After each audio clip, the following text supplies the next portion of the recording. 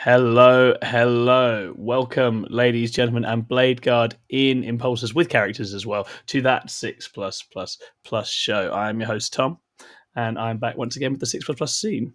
And one of us has been kicked out of the chat immediately. He's hiding, so we're just going to bring him back in very quickly. Well, he's in the wrong scene. Oh, I hate this so much. I absolutely hate technology. Hi guys. Hello. I think we're now in. There we are. Look at that. Beautiful. We made it, boys. Scrivo's in. Why does it kick someone out every time we start this thing? It's outrageous. Because I'm a naughty boy.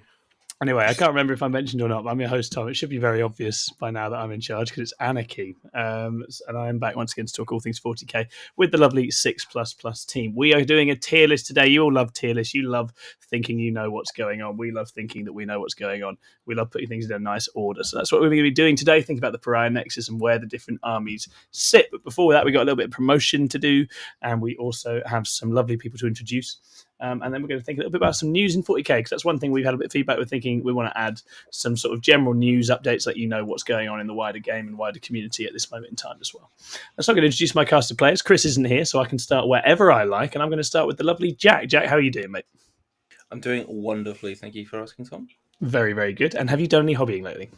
I haven't, because I'm waiting for various orders to come through, because they're just taking forever, and I don't know. Yeah, it's upsetting me. I totally get that. It's ridiculous right now. Yeah, I'm waiting for like spray and the paintbrushes and all that jazz, and it's just not here yet. So that's putting me down. But I'm definitely going to be painting lots of stuff, continuing to paint lots of stuff when that arises. Until then, I'm just picking a army at random and then writing a list for it, and then thinking, well, that's pretty okay. I'd run that, and then deleting it, and then doing it army as I slowly lose my mind. Window shopping, we call that. Starting, yeah, exactly. Say you've got the zoomies. You're thinking there might be another faction out there for you. That's very exciting as well.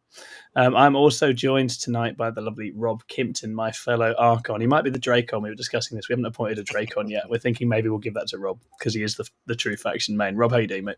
Yeah, good, mate. Yourself? Yeah, I'm very good. I built I think it's called a Spawn of Chotek now. Today. It's the salamander, the new salamander for Seraphon. He's a very happy little chap. He's got a little smile on his face. I'm very, very in love with the model. So I've actually done a bit of hobbying, just not for 40k. Nice. How about yourself? You done any hobbying lately?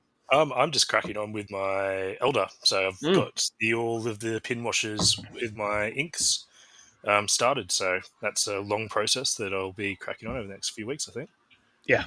No, they look very pretty. It's going to be good. And you've got Ynnari on the brain, would you say? Yeah, excited to play Ynnari and get a Wraithblade blob, just charging up something completely different. Yeah, very, very nice. I'm also joined back once again after his debut a little while ago by the lovely Ed Watts. Ed, how are you doing?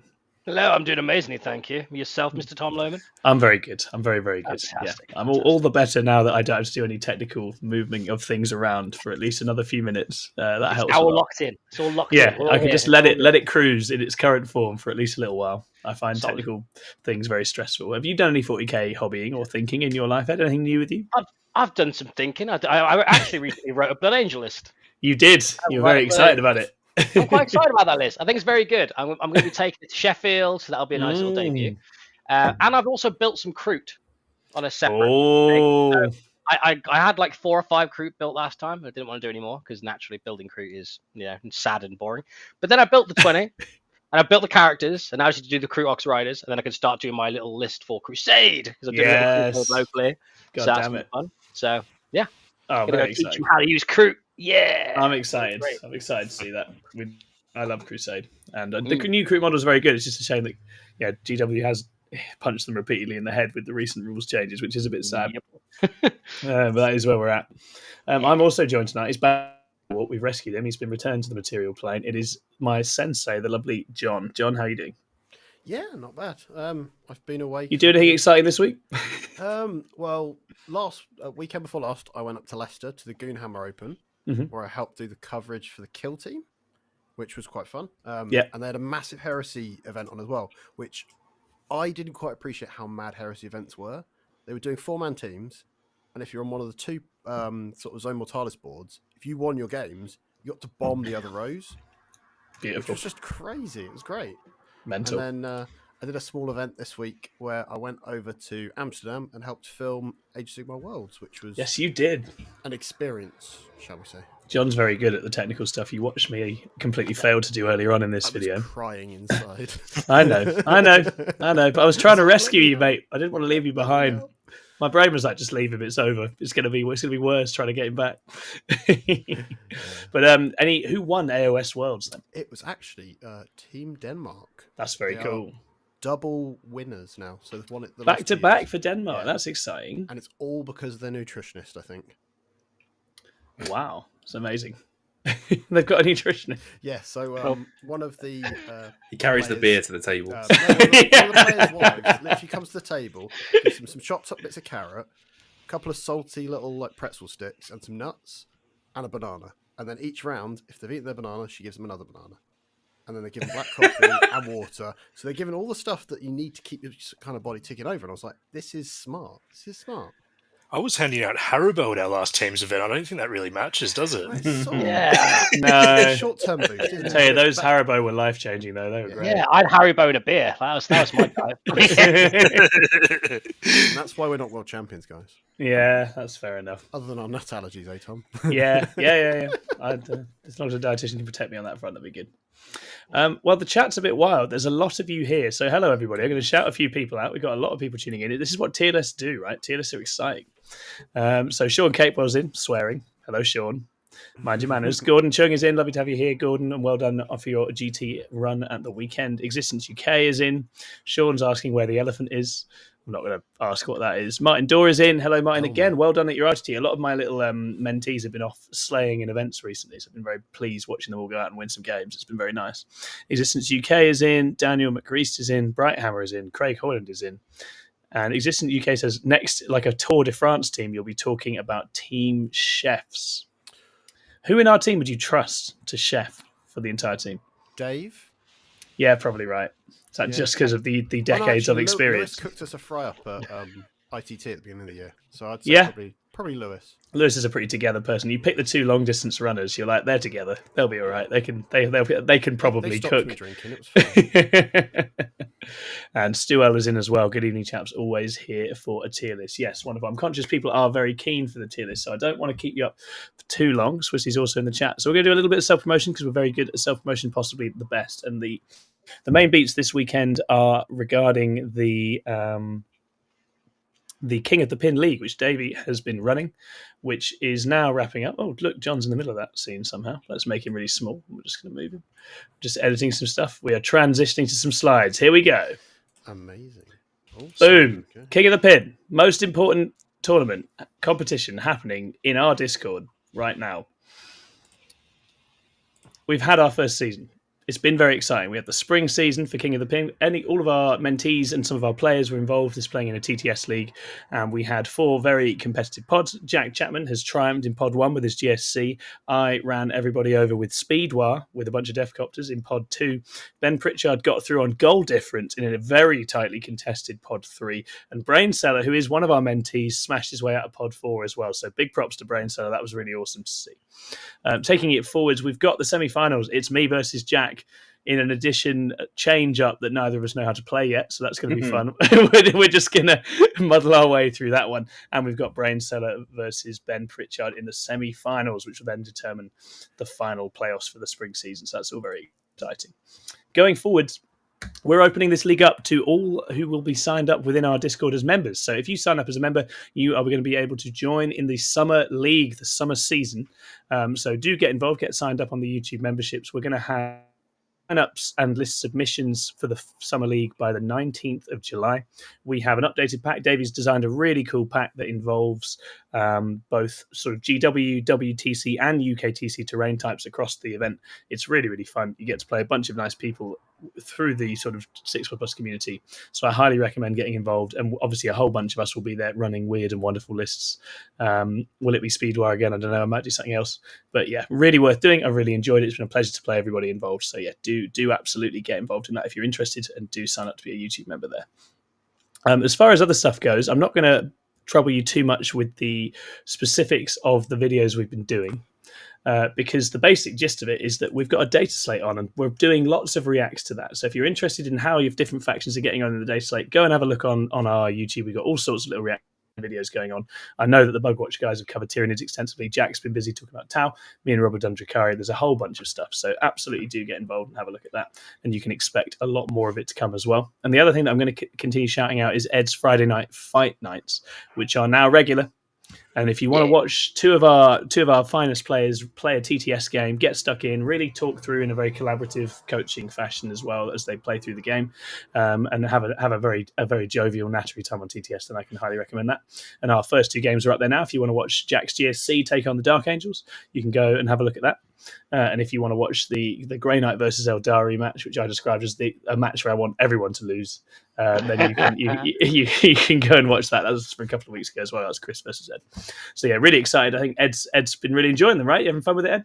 Yeah, I really enjoyed them. I've had 2. I had one very. The first game was very close. The second game was also very interesting as well to see the new Dark Angels go off and do their own thing. First game was close. The second game was interesting. Not really. Not spoiling. No spoilers, Jack. No spoilers. Yeah. Fascinating. And yeah, so the first game literally comes down to 1 dice roll, so that was awesome as usual. And the second one we basically looked at the new GSC book, looked at the new Dark Angel changes, and we discovered some things. So you should go and watch that, because that's as I say, interesting. Is the best way to describe that one. So yeah, it's gonna be good. And the next one we got absolutely myself. fantastic. Yeah, and I'm playing against Paul Space Wolves this week. Yes, you are. So we've got the Wolf Jail coming out for its first run since Pariah Nexus dropped. So interested to see how it's getting on. What are you going to be playing in? Honestly, I'm waiting to see what anyone has some suggestions. I think I might use some CSM. Oh, that'd be interesting. That's interesting into Wolf Jail. That's a good matchup, actually. Yeah, that's interesting. Yeah, I think CSM could be very interesting into that. Or if anyone has any suggestions, I said the same with the live chat when we did the last Friday night fight. Put it below. And if you inspire me with, a specific detachment that I think is interesting, then I'll totally play it.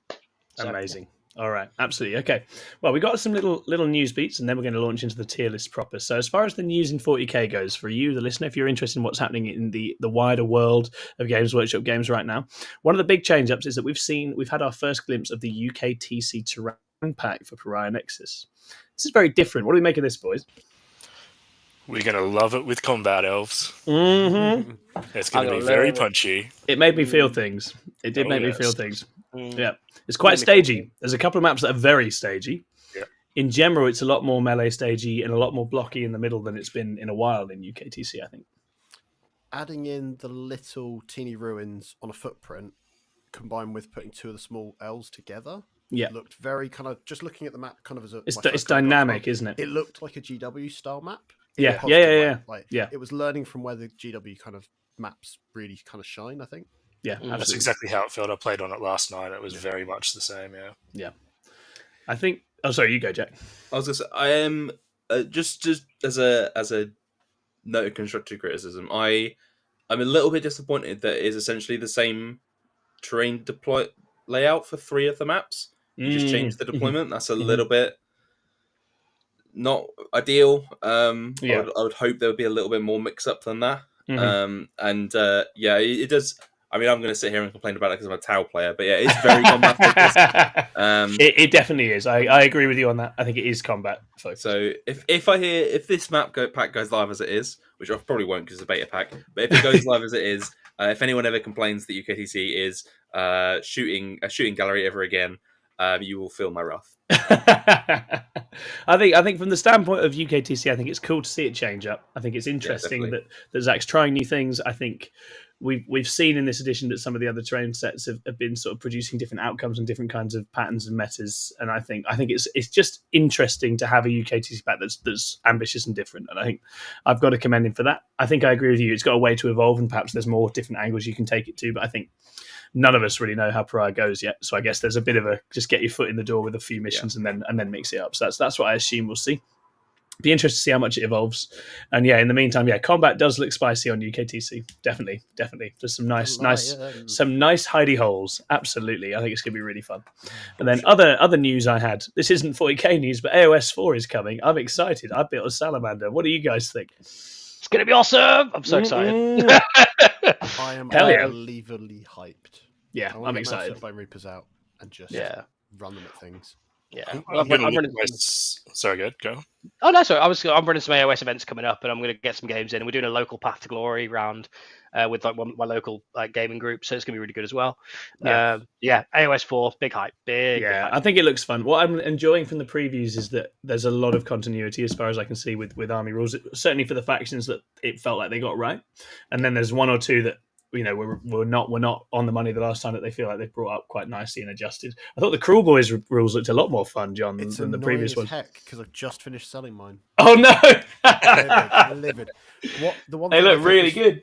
There was a lot of echoes of the early 10th kind of previews of each unit's got its cool thing it can do, which I like, absolutely, because it makes that be a point that you've got those units in a list. Hopefully, yeah, absolutely. Uh-oh. Great with technology. My beard's gone wild. Hands are technology, aren't they? Right? They're a form of technology. It's still going. I can't stop it. It's all right. I think it's calmed down now. Oh dear. And then other things. Pariah Nexus started. The biggest event, as far as I was concerned, was the Glasshammer win for Josh Roberts with CSM. That wasn't necessarily something I thought would be taking out one of the first major events of Pariah Nexus, but Josh absolutely nailed it again. So that's pretty exciting to see.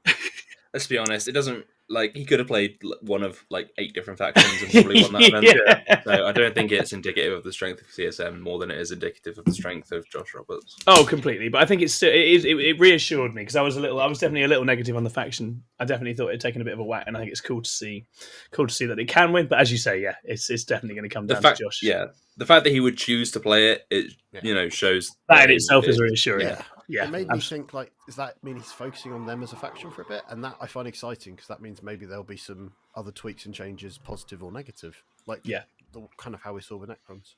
Yeah, completely. Yeah. Mm-hmm. Wonderful. All right. Well, that's the major news beats. Thank you, everybody, for tuning in. It's lovely to see so many of you here. Please do hit that like and subscribe button. We are dangerously close to a big moment for us into 5,000 subscribers. Really hoping to hit that very, very soon. And we got some cool ideas for it. So, get involved. Help get us to the top of the mountain. This was actually our goal for the year. And we're hitting it a good way in. So it'd be really, really cool to try and hit that in the next few days. So, if you had not subscribed already, do get involved. Do hit that like button. Do leave us a comment as well, because we're not going to get all of these tiers right. And it's going to be on you to point us out and steer us straight. So please do let us know. No, our tier list is objectively correct and everyone else is wrong. And you should say so in comments in our channel if you don't agree. That's good. Yeah, actually, if you could all become truthers for our tier list and go and slag off everybody else's. I heard Art of War might be doing one at some point. What do they know? What do they know compared to us? Absolutely, mate, they put Tyranids in S tier. Their opinions are cooked. They don't know what they're talking about. What a joke! Who? You're Art of War. Never heard of him. US mod is soft anyway, isn't it? Yeah, exactly. Famously. Weak region. Oh, we're quite gobby when there's fight. So we're quite a lot of trouble, quite raucous. Oh, fantastic. So there's some nice comments in the chat as well. Got some buddies making friends. Hi, Harley. Lovely to have you in here. He says, bring on the bangles. Harley's a Death Company Dreadnought main these days. It's very cute to see. Pickleaxe is in. You're not late, Pickleaxe. We're just about to get to the meat of it, so you're very welcome. And thank you, Existence UK, who says you've knocked out a lot of great content recently, so it's well deserved. That's actually really sweet. Thank you. Yeah, it's lovely. We have. Honestly, the boys have done great this year. It's been incredible. It's been really cool to watch it develop. My favourite is actually John smash it with his lion video about a week ago. That's just amazing. That's actually a actual world-beating video about the lion. There was actually a problem with YouTube. I was like, these numbers. I don't understand this. It's just so good. What? It's just so good. No, it's exciting times. Are you playing the line at the minute, John? Is he in your list? He's in my list for Friday. It's Amazing. my first game since the slate, so it's going to be interesting. Wonderful. Yeah, I'm excited to see how he gets on. Circle companions, though, because I'm a mess. Not enough. Right. Okay. I've got to do some technology now, people, so bear with me. I'm going to attempt to share my screen. Oh, my God. Brace yourself, everyone. Given I was nearly undone by a can of beer a minute ago, this doesn't make me that hopeful. Other beverages are available. Share that. Okay. Uh-oh. That's now sharing. Now we add that to scene. And then we want him over here. Yeah. Swap him with Jack. And transition. Yay! Look at that. Yeah. Amazing. Nailed it. There you go, Tom. Thank you. Well. That was emotionally more taxing for me than people will really know. Just so you're all aware. Now, right, we're here. So, right, let's talk about this. I mean, this is tier list. Obviously, we've got our different tiers. We've got all the factions. We're going to go around. We're each going to take it in turn to pop one in there and justify why we think it sits where we sit. So there'll be a bit of back and forth, but ultimately, I'm going to trust the judgment of my team to assess the factions they're choosing in an accurate way. I'm not going to overrule anybody. This is a democracy. But I think it's important before we start. What's our criteria here? What are we when you personally put stuff in different tiers as far as this is concerned? What kind of things do you bear in mind for that? I'm going to invite Ed to go first because you're all quiet. Okay. So, I always talk so much. I thought I'd give someone else a chance. So, I really appreciate it, but there's a reason you and I talk so much. I think everyone has their own versions of a tier list in their head, right? Some people want to think that it's very team based. Some people want to think singles based and all that sort of thing. Now, today, I think we're going to be probably looking at. Correct me if I'm wrong. See if which one you're likely to see in an event and likely to see how they're going to do into it. But I can't help but think about, in the back of my head, teams as well. Because teams is an actual, but we don't know much about it currently. But that's where I'm at. Yeah, I totally get that. I think so. I think that's already slightly branching out beyond the pure criteria of just how many one-to-one games can this smash, right? It's like what are its wider uses in the game in teams? I think is a really useful thing to have in the back of your head. Certainly can be a justifying point. I think for me personally, I'm always thinking about, your average player for this faction, how good a time are they going to be having right now? Is it complete dross? Because I don't care if it can win half its games if it's dross to play and it's really, really stressful and really not very enjoyable. So I'm always kind of trying to bear that in mind as well. And likewise, armies that can get runs together that are a bit miserable. I don't know, not for me. How about you other guys? I definitely think there's a value to be put on armies that are more forgiving or easier to play. Because I think that just lends itself to making it more common and more successful at events. That's definitely something I take into account there. Yes. Yeah, absolutely. And then there's those kind of two sides of the coin as well, right? Where it's how good they at mission play and how good they are at just killing stuff as well. Whether the set does a balance of either of those well enough. For me, I think it's just going to be a vibe on if I draw that in a round, how fucked do I think I am? Yeah, that's very reasonable. How purely afraid of it is. So as you can see, guys, we're super serious. We've got all these different criteria. We're not all thinking about this purely in terms of what GTs it's going to win us, although perhaps some of us are. So we're going to launch into it now, and what we're going to do is we're literally going to work our way around the group. I'm going to let them pick the army they want to talk about. I'm going to be picking randomly as well, and we'll just pop that in a tier and justify it, and then we'll all feed back and round we'll go. I'm going to start with Scrivo. I'm going to let you have first pick, Scrivo. What do you want to put in a place first? I want to put Orks. Okay. Where are they going, John? I want them in A tier. Oh, I love it. I love it. People literally kicking a shit, going, you can read my Feel No Pain from my Mega Knobs. I'm like, well done. That's one day to shoot an entire book. This is an interesting take. Yeah. And so I would agree with you. I don't know that they're a high A tier. I think it's. I wouldn't say they're a high A tier. I don't think they're quite B, but I just couldn't justify being any lower. I think you're right that they do potentially have more game than I think people are immediately knee jerking away from. They are a bit one dimensional. That's my main concern with Orks at this moment in time. But it's worth saying that the Bring It Down change is great for Speed War. Yeah, if you're a Speed War main. Speed War. Yeah. I think what do you guys think? Is that a reasonable assessment of Orks, or do you think they're lower than that? I think so. I think Orks are just good. I don't think they are gonna. I think they're gonna struggle to win events, and I think they struggle to do certain aspects. Yeah, but especially I feel like lower A is very much. I see lower A in a sort of 4-1-y. Sometimes you might get their kind of place right at the bottom end of A. Yeah, and a faction specialist on with them in a team is very justified, especially if they're very good. Yes. And they're very good have a good understanding of the combat phase. So I agree. I think A is fair for that. Absolutely. I mean, certainly from a UK perspective, that new UK TC terrain is much more Orc friendly than the last slot. Tasty. A lot more. That's a Gaz pocket if ever I saw one.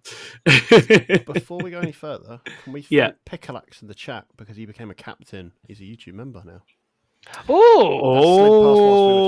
Yes, Pickalax, you're an absolute hero. Hopefully that means you're going to join us in the next King of the Ping League in the July summer season. But if not, thank you so much for the support regardless. That's absolutely fine. Yummy.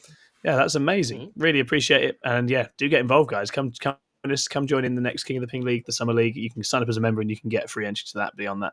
It'd be amazing. And then so we've got Existence UK in the chat saying speed war on TTS is one thing, but for real, that is some hobby time. Yeah, I won't actually field that army for another 2 years. I don't think Existence UK. I can lend you it, Tom. It exists purely in abstract in the digital space. That's the only place I can use it. John's got some models though, so actually I've got it all. I've got a one dayer. I've got a one dayer in like a few weeks' time. I know which date because I'm looking at going myself. Can I run the speed one? Yeah, I've only got one Death Killer. That's the only downside. Depends on how many you want of them. The Death Killers did not audition well. I'll be honest. I didn't think they did. When you had to, I was like, is he sure? They're very. I was like, actually, Death Killers not brilliant, but the rest of it I really liked. Jack Tight's in the chat. Hello, Jack Tight. He says, "Come borrow it all off me." I'd be delighted, Jack. Although that reminds me, Jack Tight, I need to give you a bunch of Chaos Space Marines before I'm allowed any more stuff off you. Right. Okay, we're going to move it along. I'm going to go to Jack next. Jack, what do you want to put in a tier? Oh, well, I might as well start with the Tau, right? Cause, do it. They're going straight into B tier, I think. Okay. I know a lot of people rate Tau really, really highly. I think they perform worse on UKTC than they do on GW or WTC terrain, which I do think knocks them down a peg a little bit. Yep, sure. But they have got a lot of really good changes in the Pariah Nexus, not the indirect changes, rather not like indirect shooting, but like not changes specifically to them. Stuff like the pivot change is really good for them. Stuff like the bring it down change really good for them. That's not like 10 bring it down off my list. That was really good. Yeah, those are big changes. Even things like the assassination change, where he's lost a point for it, because I was normally running 4 characters. Just little bits like that will help. I think there's a lot of good stuff to go for it. I don't think Tau is going to be... I don't think they're ever going to be super high up unless they just get like really wacky changes, because I think I don't think the book is super deep. It's not got a ton of data sheets that are good, and Kroot got quite heavily hit, so it kind of reduces the depth of the book. So we're kind of just reduced to Monkar and Kalyon, and I think eventually people are just going to learn how to play around that. Sure. And I think obviously I would sit here and talk for half an hour about my issues with the Tau Codex, so I'm not going to do that. But all over, I think it's got a lot of good stuff going for it. In this mission pack specifically, so I think you can put it in B pretty fine. I think it's going to probably sit around like 48 to 51% win rate, like on the week, that kind of range. That feels fair for a sort of higher B, the sort of the high 40s. I think that's about right. Yeah, no, I think that's very reasonable. I'm going to hand over to Rob now. Rob, what faction would you like to put in a tier? If we're all going now specialist factions, I think we're going to go Drukhari. Oh well, fuck you very much. All right, okay. Where would you like to put the Drukhari, Rob? I think they're either the bottom of S or the top of A. I reckon. How bold are you feeling? I'm feeling bold. Let's go S. Yeah, S tier Drukhari. So we didn't get many changes. Yeah, they're in a good spot, aren't they, Drukhari? Yeah, but our worst matchups have vanished. And all the changes we have. Pivot is huge. Suddenly, you've got an extra 3 inches on your threat range out of a raider. We have a heap of fight first going into a combat meta. We've got all touch scans. We've got reactive moves in a combat meta, and we have very good trading. They feel pretty S as a player, right? Because as far as their interaction with the pack, the missions, and also the way UK is going, it's exciting. There's a lot going on. It's very exciting. The vibe is very much there. And that's a very good time. And I think Drukhari players have been coming back. You've noticed it in the last couple of weeks. There's more sniffing around. Jack Asher, wherever you are, dirty meta chaser, if you're listening, is back involved. And whereas Sky splintered about 50%, people didn't want to know. Well, some did, but not many. I think there's going to be a bit more of a bump back on Drukhari now, which definitely suggests that they're pushing. I'd have them in A. I wouldn't have them in S, but I think if it's a comment on your emotional state, Rob, I'm going to allow it. I just like putting pressure on myself. That's it. Rob is declaring himself an S tier performer going forward. I'm here for it. Absolutely. Right then, Ed, where do you want to start, man?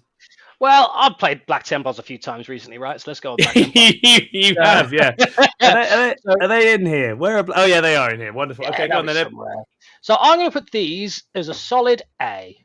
Yeah, I still think they are viable, whether it be Ironstorm or whether it be my build with the Horde. Not that anyone uses that, But I still think they've got some play, especially with the new changes to the UKTC map packs. I think that you can see combat builds be a lot more popular and, well, good. And the army's still very good at the combat phase with that horde. You have Hellbrex units fight on death. You have a fight on death, a fight on fight first unit with a Judicar. So they have some good play, especially into some other matchups into the game. So yeah, I think they're quite viable. I still think they're a solid A. Yeah, absolutely right. Have you played with the sort of impulsor type builds now that they can have more stuff in them? Is there anything there? I have. It's just not Templars, is it? No, it's good. true. It's good. Yeah. Like it's not bad. I think it's basically you're looking at Gladius builds for that one turn going and putting the Emperor's Champion in with like a unit of Sword Brethren for that like 10 attacks, damage 2 sweep, which is really solid, especially with the extra AP and Lance. So they've got a lot of combat tricks and that sort of thing. But when you're looking at Gladius, you probably just want to run Dark Angels. Because I think that if you looked at Gladius Dark Angels compared to Gladius Templars will get absolutely demolished. Like just shoved into the dirt because they can't keep up with the fight first. They can't keep up with the lion. Basically, they have no way to deal with him. So that's my take on. It's quite exciting the re-emergence of the old DA. It's definitely shaking things up on a combat perspective. And I think this is actually one of the reasons I think Jack's assessment with Tau is very spot on. Is that it feels like we're heading into quite a fighty meta right now. It feels like it's quite brawly, it's quite interrupty, it's quite interveny, it's quite fights firsty. Which for Tau, an army that don't do those things, that's quite tough, right? That's quite a difficult position to be in. And I think the terrain pack is also, and the deployments from Pariah very much reflect that. So, as someone who loves stabbing, I'm well up for this, but I actually do feel for the Tau in this environment. Put it this way, I've been looking at planes. Like, just saying, like, can't punch me if I'm in the sky. Exactly. I already played Tau. You can't hate me anymore. It's fine. Right, what am I gonna pick? I hate having Rob on because he always takes all the Drukhari stuff. What are we gonna do? Right. Votann.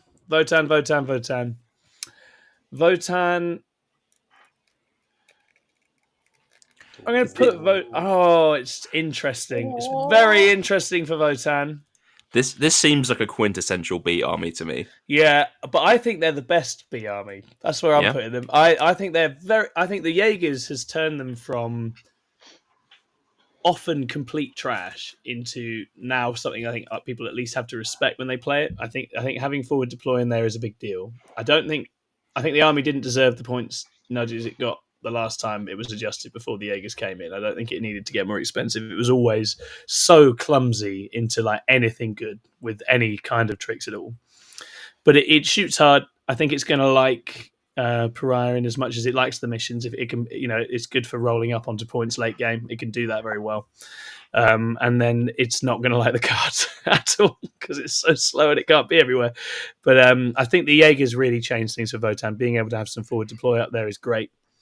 And that means you have to in that army a lot more as well. So I think there will be some blowouts. It will shoot some people to death at times.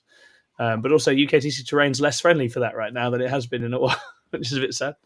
I think with the addition of the Jaegers, Votann going first is absolutely fucking terrifying. If they've had first drop and first turn, that can be very, very scary. And I think 24-inch range? Who cares when you're in their deployment zone shooting guns at you? Yeah, all I know, so certainly from the perspective of mentoring Votann players, which I've done a bit of, I was kind of going into things being like, I'm really glad that unit has arrived because it has opened up an enormous amount of space for thinking and designing and playing in a way where actually not fun having to spell out to someone how frustrating that lack of a forward deploy is and the issues with that, right? Because it's like that was the big grievance. So I think considering they've had adjustment and they've got one new unit, actually it's quite an interesting time for Votann just seeing what that builds and also how many Jaegers. Do you want 20? Do you want 10? Do you want 30? They're cheap as hell.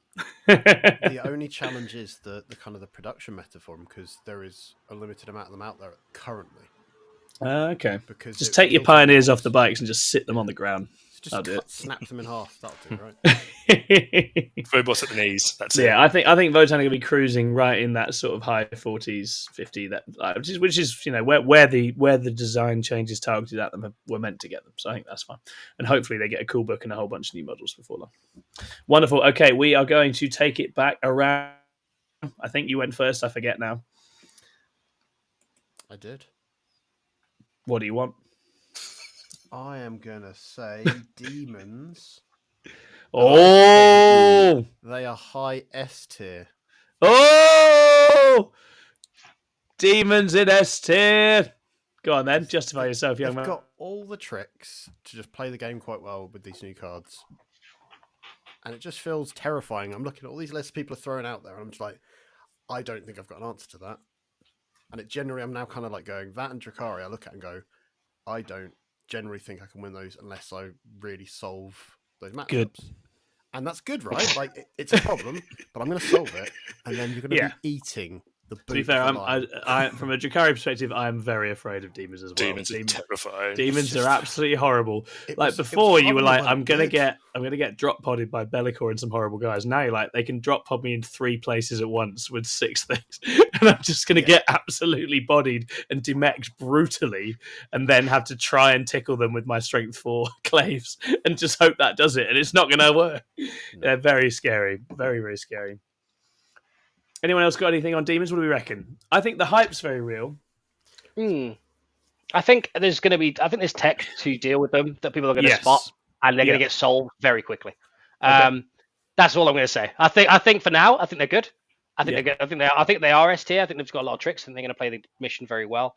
But I think they're going to have the same limitations that they did last edition. In the fact that I think they'll have a good win rate. I don't know that they'll close out as much. Yeah. Yep. Do you think they'll become like the gatekeeper like Knights used to be then? Maybe. It's more so that I think they'll do well. I think there'll be a lot of 4-1s, maybe even like one will break through for the 5-0 barrier at some point somewhere. But they're not going to be winning events, I don't think, because I think they just have that 1 or 2 matchups that they just cannot deal with. Yeah, when they don't have space to play, they do still struggle ultimately, right? Yeah, exactly, and that's part of the issue. Like if you have an army that can lock down their space to play, they're not going to be playing that well. So I think for now S is fair, but until people put the tech in, and then suddenly they'll drop down to like A. I think. Yeah, for sure. And actually, I expect for the most part, Drukhari will be similar in as much as I think Drukhari is scary, but I don't see Drukhari getting all the way on a regular. I just don't think they will. I think that there's still things that can absolutely body them with the right tools and the right tech. But I think both are going to have a really hot summer. Basically, they'll win a bunch of games. Players are going to be happy. They're not necessarily going to be getting all the way, but they're certainly going to be good. Alrighty, let's move it back down to Jack. Jack, where do you want to go next, buddy? You muted Jack. You muted. You are Jack, the muted man. Sorry. Before I go on to that, I just want to cover something that Rob was saying about gatekeeping with demons. I think demons are one of those armies that are really good into those like have-not factions, the ones that get the codexes or indexes that don't have a lot of the really good tools that you get in 10th edition. Things like Fight on Death. Things like if you don't have easy access to a 12-inch no D-strike or those kinds of things. If you're missing those toolkits, there because your codex just they weren't feeling it on that day. Then you're going to really struggle into demons. I think. I think Drukhari is a similar way. I think factions factions like I think Tower of War would be bad against the demons. I think Tyranids would struggle. I think Votann are going to struggle against demons as well. I completely agree. I think Guard can as well. Depending on what kind of build they go. They're going to prey on honest armies, aren't they, basically? Yeah, exactly. Yeah, on the demon point, because I saw Jack's comment, this is an example of someone who has the tech to deal with them / knows how to deal with demons ahead of the curve, because Jack is a very good player. I thoroughly enjoyed putting my round 2 demon opponent into Dominion jail the past weekend. And there we go. This is going to be the one that I said that has everything they need to deal with them. Exactly. Because they have every tool under the sun. Yeah. And they cheat, don't they? So it's fine. Yeah, exactly. dirty sisters players. Got no time for that. Okay, I can't remember who went next. It's Jack. Yeah, we're waiting on Jack's choice. Okay, Jack, off you go. I guess I'll go for the GSC then. Oh, go on then, Jack. Break it to me gently. So here's the thing. I do think GSC is the worst army in the game right now, unfortunately. Yep, I think you're right. I don't think they're as bad as AdMech were last version. No. I think there is some juice in there, but I think you have to be really well practiced on that army and really know what you're doing in order to get the most out of it. Yeah. And it suffers from being, again, it's one of those armies that doesn't have a lot of tools to deal with stuff that's going to help them in this meta. So I guess the very combat heavy meta. I played against Tyranids the other day, right? And a good example is they rapid ingress Elixir in for free. it heroically intervened, the 1 CP heroic intervene, and just killed the characters at the unit, and the unit didn't do anything. I'm like, okay, well, there's no counterplay for that, so I just kind of was kind of screwed. And then stuff like cheap heroic intervention, lots of fight first, fight on death. These kinds of things really screw over the GSC, I think. And there's a lot of obstacles for them for them to do what they want to do, I think, is the problem. And they are quite expensive. They don't trade very well. There's a lot of issues there. So I say, the resurrect mechanic is incredibly volatile now as well, and the damage has been massively toned down. And they were vulnerable to getting run over when they could kill God. Right, I played that in its height, and it was vulnerable to getting done by an aggressive combat army then, and it's only more so now, and that's tough for them. So I think if anything was going to go in D tier, it would be GSC. I think that's totally fair, man. But realistically, it's probably like bottom of C. It's like not far off the bottom of C factions, I would say. But something has to go in D tier. It's going to be GSC. I think we put them in D tier because we've used the S very generously already. So I think we stretch this fucker. Let's add some variants. There should be 1 in D and 1 in S plus, I think, and then everything. I think that's right. But I think GSC are going to be straight into the list of things that need some refinement and changes, and I think they'll get it. I'm optimistic they'll get it, but I don't think players are going to flock to that book because I think, as you say, you can get wins out of it, but it's wins of the old school. I stopped you going places and got completely tabled, and somehow managed to win this game regardless, and that's an unpleasant play experience, I think, for people. And I'm also less sold it's as effective in Pariah Nexus because the comeback win is huge. And if you're not alive at the end, you've got big problems. And GSC are an army that are often not alive at the end, and that's quite a difficult position to be in. They're usually not alive at the end of turn 3, let alone turn 5. Yeah, I was going to say they're also often not alive in the middle. That's one of the issues that they have. They are alive at the start, though. They've got that. They've still got that going for now. Okay, wonderful. Next up, we're going to take it to Rob. Rob, what do you want to talk about, mate? Let's go Custodes. Oh, where do you want to put Custodes? So, again, I'm between B and C. I think right now C, but I think B in about a month's time because I really think there's a build there that's going to work. Okay, and people just have not seen it yet. I definitely would have put them more towards A. Yeah, interesting. Than C. A. Yeah. I actually. Well, carry on. I think the changes to the Venatari give them a lot more options. It's definitely spicy. It is definitely spicy.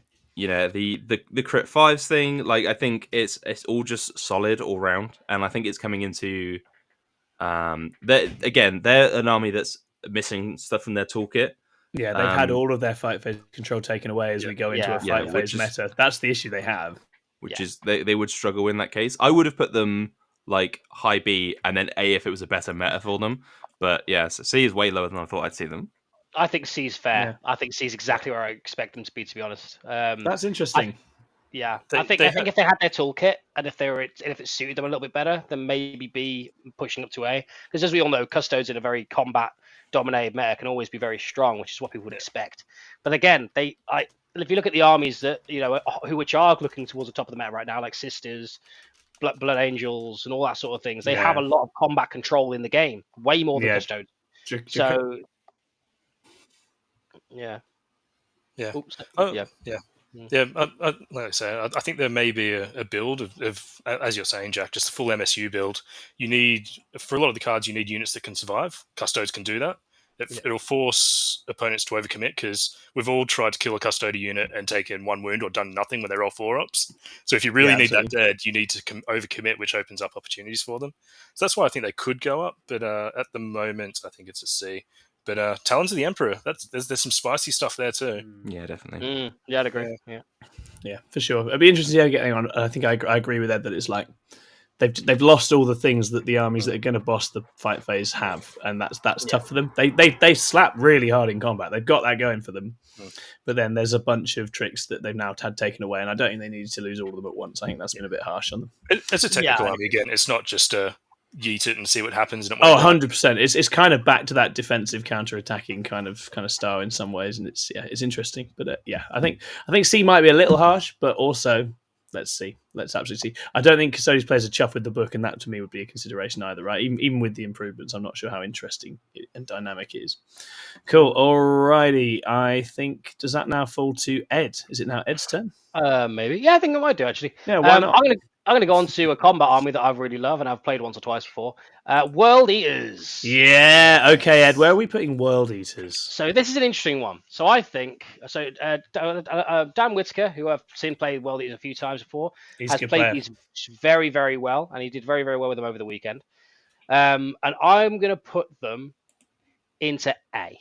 A very solid A. Okay. Maybe even close to the top of A if used by a good player. Because especially with the new terrain packs that are coming out and stuff like that, World Eaters are going to be very scary. Yeah, like from a UK perspective, I think that new pack is very good for World Eaters. Yeah, exactly. And I also just think that the World Eaters are just very good. I think they're very good as a general rule. Absolutely. So I think they've got the damage to punch through certain combat armies. They're just durable enough in certain situations that can really throw people off. And Angron's an animal, so you know. And he comes back to life. Very good. Yeah, and also that as well. The fact that Angron can come back to life can just swing an entire game. So I think they'll do quite well. Yeah, Angron coming back to life turn 5 and getting onto the enemy home objective. And scoring the secret mission. Imagine he's dead when you pick that secret mission. Like, he will be alive. I have faith. I believe it's going to happen. Please don't make a 9-inch charge. Please don't make a 9-inch charge.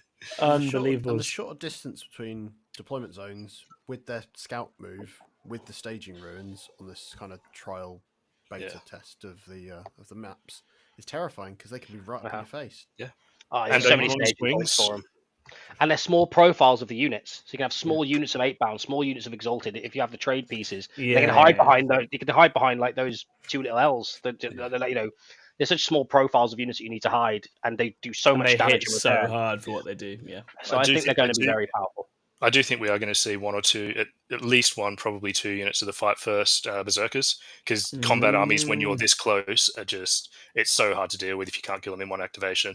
Yeah, I think at least 1. I think at least 1 will be very, very good. Yeah, definitely. Shout out to Stephen Neal, by the way, who asked, are you going to do any content on Imperial Knights? One thing we really do not have in our current 6+ roster is a dedicated Imperial Knights player. So that's something it'd be interesting to think about. We can go away, think about, and make some Knights content down the line. But actually, there's no obvious candidate for who would do that. I don't know if that appeals to any of you guys. No, not at all. Valiant main in the team. I have a Canis Rex new in box that I really want to burn. Yeah, we got a couple of Canis Rex mains. They don't count. Yeah, I want to burn him. So we've got Harley for that. Yeah, so Harley loves Canis Rex almost as much as he loves Death Company Dreadnoughts. Absolutely loves that. Absolutely loves that stuff. If he's still listening, we love you, Harley. Okay, wonderful. So I think it is now my turn. I'm not keeping track. I should write this order down. But I'm going to go for. I'm going to go for. This is very tricky. I'm going to go AdMech. Ooh. I think that AdMech have had a lovely shot in the arm, and they shoot and they fight better than they did before. And they got a good toolkit. My concern is that they are right in there still with Votann and Tau in the we are quite honest and quite clunky gang. And I don't think they get around some of these very rapid, very wreck your face armies that are going to be dominating the top tiers for this list. So I'd be inclined to see them in a high B. I think probably more high up than Votann. That's how I feel about AdMech at this moment in time. I think the rule set's cool. I'm not feeling like I'm going to suddenly see everyone wanting to run it and everyone going to be dominating all these other armies, especially in the UK terrain. I don't know how you guys feel about that. I'd agree. I think I'm calling it now. They're going to win an event in the next 3 weeks because no one fucking knows. Because no one knows what they do. Yeah, they've still got that going for them. Right? It'll be that one that's got it all, and no one else owns that many of that unit type of thing. Yeah. It'd be very interesting to see if it ends up different and if it ends up more dominant than that. And I think it's definitely back, and I think it's another one of those armies that's had a lovely shot in the arm and is right back at it. But if you compare what that does to what, say, demons can pull on you in a turn, it is radically different, right? Yeah, I think they are kind of liable to getting run over by combat army. And this is the thing, and this is exactly where we're at. It's like if being run over is a risk, there's a lot of running over happening at this moment in time, right? Yeah, it's like the 10-2 Blood Angel to get 10. Like, oh god. Yeah. Jack Doddy, our AdMech player, is in the chat. He says, I think that's fair. We can play the missions happily. Quite scared of the melee toolkit meta that we're in. Yeah, I completely agree. I think it's great. You've got a lovely suite of tools and units in that AdMech book now, and you've actually got damage. It's just a bit like the Votann. You're still dependent ultimately on what you can see and what you can reach, and your ability to get into those things isn't. I mean, to be fair, AdMech have got some relatively quick combat units. It'd be interested to see what the improved, Rust Stalkers and other things bring to it, but it's still very honest compared to some of these armies at the top of the game. Yeah. Wonderful, which takes us back around to you, John Scrivens. My sensei, where do you want to go next? I'm going to go for one of my maining armies. I'm going to go for Blood Angels. Oh, where are you putting Blangles, John? I'm going to put them at a high A. You're putting them at high A? Really? John, are you putting them below Demons and Drukhari? Because I think there is still an issue that people will try to take them and be caught out because you still have to hide them and stage them correctly. Oh, nah, John, I have to veto this here, mate. Oh, this is a big call, John. This is a big call. They're good, but I don't see. You'll see people that are really good take them to the podium, but you'll see a lot of people getting the middle tables because they catch themselves out. They don't bring enough shooting, and then they end up looking a little bit kind of inconvenienced by it, because if you leave your guys slightly in the open or with an angle they can be shot at, they're just still toughness 4 Space Marines.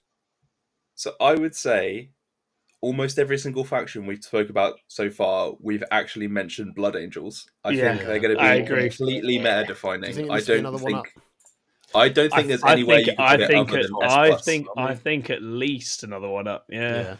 I think S++. I think S++. They're insane. I think it's here's the issue. It's like we're agreeing that there is a bunch of combat armies that are good. Have the perfect toolkit in terms of the options that they have, the things they can do to win one-on-one combat games. Like all of it, they have all the things. And on a more stagey UKTC meta, the risks are actually a lot lower as far as where you can put things and where you can go than they have been, right? It was easy to get caught out and blown away as Blood Angels. It's a lot easier the way the terrain looks to be shaping up and the way the missions are shaping up. They feel phenomenally strong to me. But John, you have the last decision here, mate. Where do you want to put them? I think you guys have convinced me. In the orange. I don't think we could make an argument for any other armies that go into S+. And if we're only going to put in one there, I think it has to be Blood Angels because they are on top of it. They can. I would say they're very scary. Ed's got one. That's exciting. I think Blood Angels. Yeah, Blood Angels are phenomenal. Yeah. I agree with you, John, that it's not as straightforward as if you take Blood Angels, you will win events, because they are a bit fiddly to play, and you do have to do the right things. I've played many a game with a Blood Angel player where I'm just waiting them to do one or two things, and I'm like, okay, now I win this game. And it folds.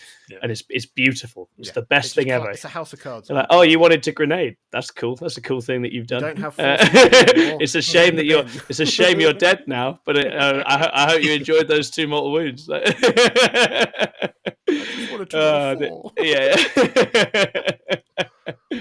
Oh man, amazing. Right, okay, John, we now move it on to Jack. Where are you going next?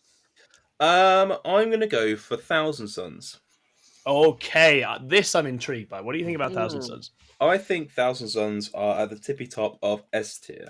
Okay, I think that's fair. Go on then, elaborate. I think that when it came around to data slate changes, I think they got off very lightly in terms of points. I think they're doing very well on that front. I think the changes that they had are the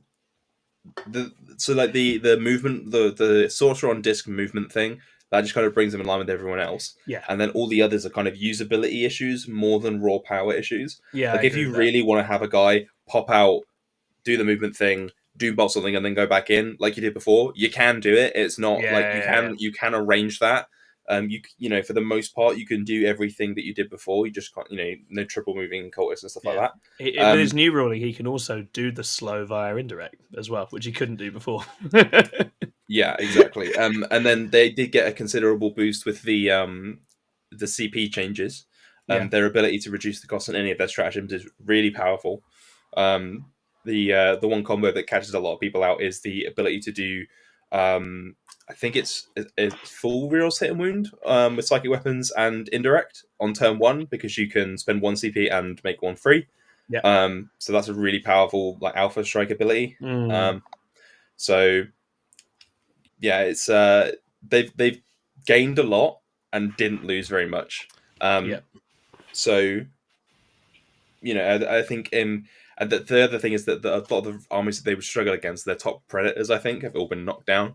With the exception of Blood Angels are still out there. So I think I'm with you. I think T-Suns will continue to put up great results, but what I would say is that I think T-Suns players are going to have to play some phenomenally stressful games because I think a lot of the matchups they're now looking at are like those knife edge combat ones where it's like, yeah, if you do everything right, you are fine.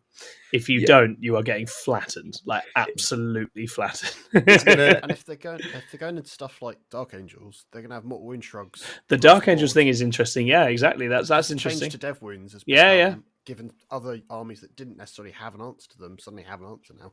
Yeah. It's not everyone though. But they are, as you say, Jack, they didn't get touched, did they? Really? Like they're still very strong. Yeah, I think the we used to see them all the time in teams, right?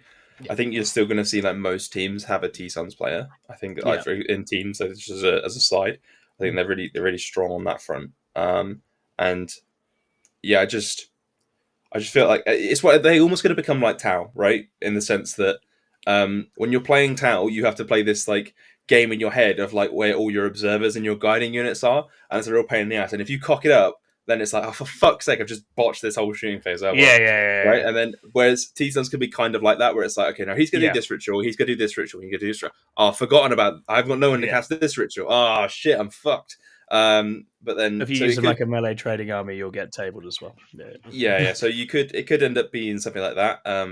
It's like the skill cap, I think, has gone up on them. Yeah, so, I think that's right. I think that's probably fair, but I think I agree with you that they're still phenomenally strong. They've got a very, very high ceiling. I think that's right.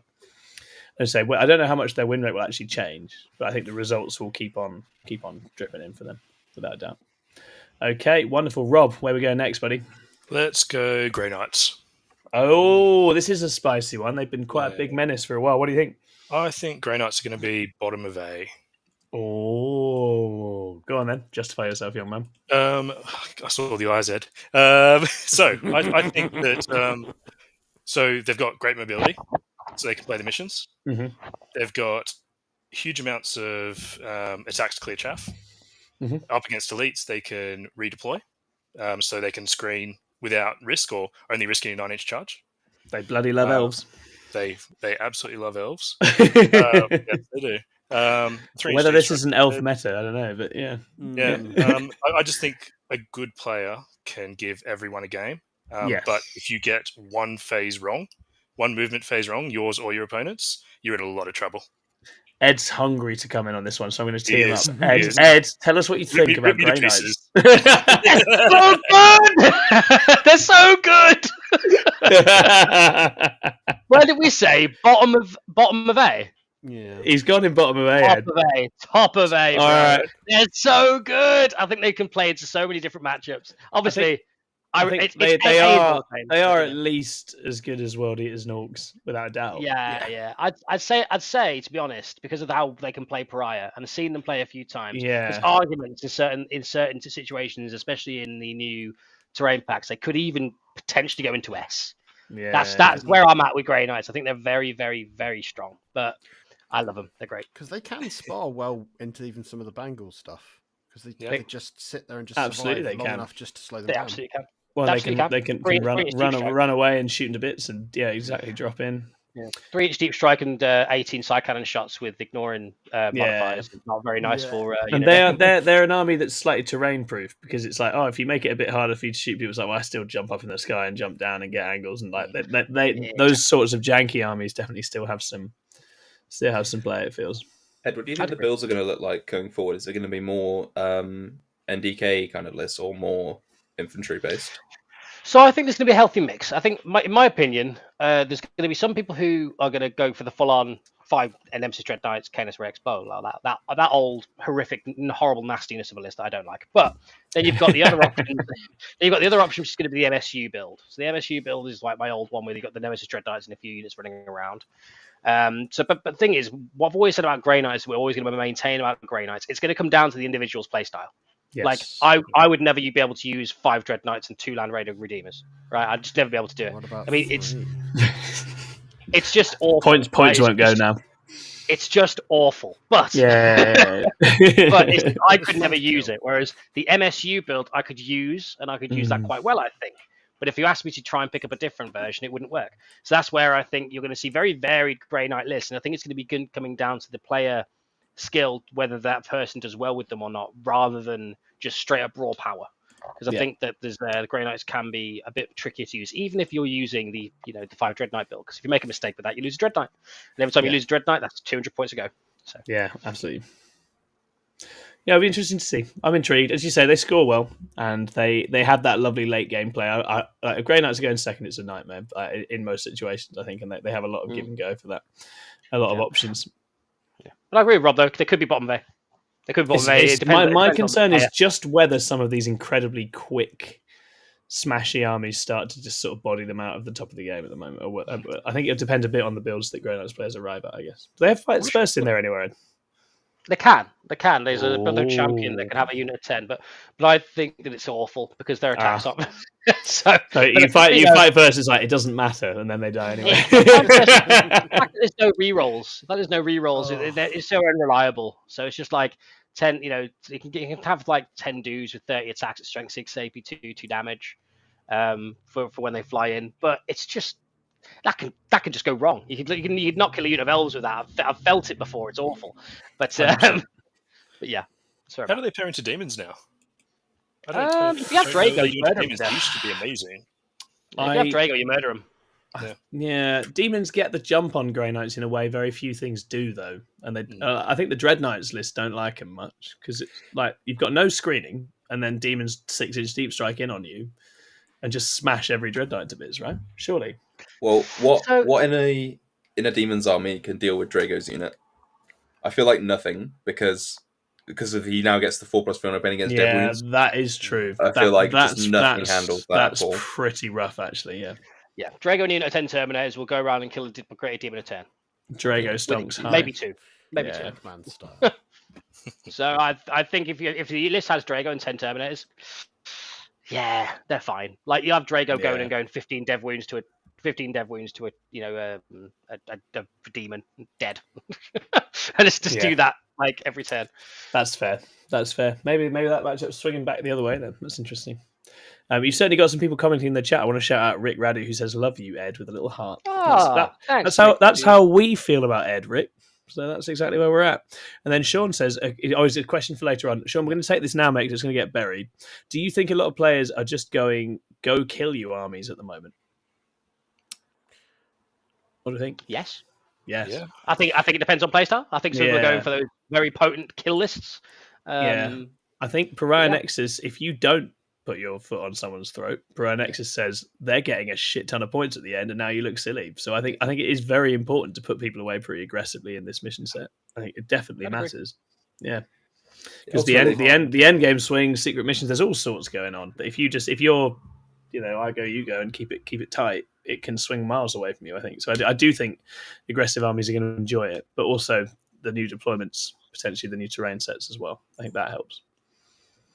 Yeah. When you start taking the really powerful shooting armies out of the meta one at a time, then the combat armies are just going to naturally rise to the top. Yeah. As they get cheaper, their toolkits are like, oh well, now we can make use of this. So I think it's kind of a natural evolution of the meta based on what was strong at the start. That's 100% right, because things like Blood Angels, that sanguineous detachment, yes, it's gained a pip of strength, but the fundamentals of that toolset kit were there at the start. It's just that a Wraith Knight didn't give a shit. That's basically where we were at the start. And then you had to dilute it to have some shooting to deal with other people's armor. And if they're not taking armor, you don't need to take it. So it's the cycle, as always. Yeah. Right, okay. Just what you were saying there, Jack, how we're bringing that balance back. I like that they're bringing armies down rather than up in a general case. It's just leveling it out on the more healthy side, I think. Yeah. I think it just, as I say, when you see this next stage you're going into, it definitely creates some challenges for some armies, I think. But I think, in general, let's face it, all the win rates are looking way healthier in this edition than we've. So we were so deep into being deeply traumatized at this time in 9th edition. It's impossible. It's impossible to stress how ridiculous that had got by this time, and it's not anything like that at this point. Okay, so now Ed's turn. Ed, pick an army, my man. Right, should we go on someone that I also think is S+? Yeah. Go on then, Ed. I think Sisters are with Blood Angels up there. Oh, yeah, buddy. S+ Yeah. for the Sisters. Go on yourself, Ed. So they trade. The reason why I put Sisters up there is the fact that I think they can beat most armies in the game. As a general consensus, I think they can. I've seen Jack Tite do phenomenal things over the weekend with them. I think they can win games. I think they can win games where you really wouldn't expect them to. They activate in all the phases that they need to. They've got a lot of tricks. They can do lots of like dice generation to try and get the damage through when they need to. And the main thing is, I think they can play Blood Angels quite well. So I think they can rip apart Blood Angels if they want to in certain builds. So I think that basically puts them on level pegging. I think when it comes to Sisters and Blood Angel matchups, I think it's going to very much come down to the certain players who are playing them and whether they can do as well as you expect them to. That's where I think they are, because I think they are exceptionally good right now. Hey, what do you guys think? I think the challenge is a lot of the time when I see Sisters players, there is almost two versions of a Sisters player. You have the people that love the army and just take a generalist army, and then you get the people that go, here's all the good stuff, I'm going to smash your face with it. I think we'll still see a lot of that. So it'll be interesting to see if a lot of the people that do kind of flit around on good armies gravitate to them, which I think we will see. But it's whether they'll stick with them or find that other people are playing lots of Sisters and then find a counter build for the Sisters, perhaps, like something that can deal with them. I don't think there necessarily is an answer to that, but not yet, at least. I'm certainly not. I'm not clued up on this. Not to know, to be honest. I'm not. This book's kind of passed me by. Yeah, but the combat jank is strong, Tom. The combat jank is strong. This is the thing. Again, in a combat event, the things that make stabby elves good should make stabby ladies good, right? In theory, as far as I can see, I think that they should be, and they have the dice manipulation and whatever else. The only thing I know about Sisters is Jack Tite's list went from 2,000 points to 2,520. Then he trimmed it, and then he still top bracketed with a 4-1. That is terrifying. Still very good. That is terrifying. Still very good. That's pretty terrifying, isn't it? Yeah, I mean, you can look through on those data sheets, and they're all and the detachment rules and the enhancements. They're all hilariously overloaded with damage output, resilience, jank tricks, all that stuff. It's all. I think you're not seeing much talk about it right now, ultimately, because it's WTC. I think everyone is prepping a Sisters WTC list, and therefore no one is talking about it. None of the good players are playing it because they don't want to give anything away. I think as soon as you see WTC come and go, everyone's going to see what the good Sisters list are, and they're going to shoot right to the top. I don't think they're as good as Blood Angels. I would have said they were very high S, probably better than Thousand Suns, to be fair. Just because of the costing in that book can be quite high, so it can be unforgiving. If you don't know what you're doing. So I would just say the difficulty curve of it is higher than Blood Angels, and that would bring it down one tier. Sure. That's where I had it in my head. If I was going to suggest Sisters next, that's where I would have said it was. I think once people see at post WTC what that army can do and the kind of list that you can run, I think it's going to be all over the place. Yeah, that's fair. Well, if you look at Jack Tite's 4 comments in a row, if you're having Jack Tite's certainly pretty excited about them. Yeah. So he said he misplayed into Josh Robertson, got punished, and the game was still a 10-10.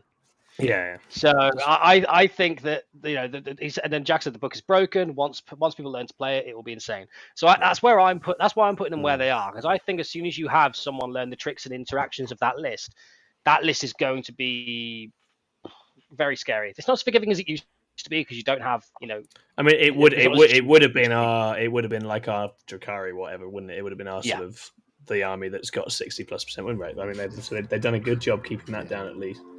It would have been this edition's 10th edition Eldar. Yeah, exactly. Yeah, it would have been another Eldar, and we can't have that. Only Eldar get Eldar things. Yeah. Speaking of which, it's my turn now.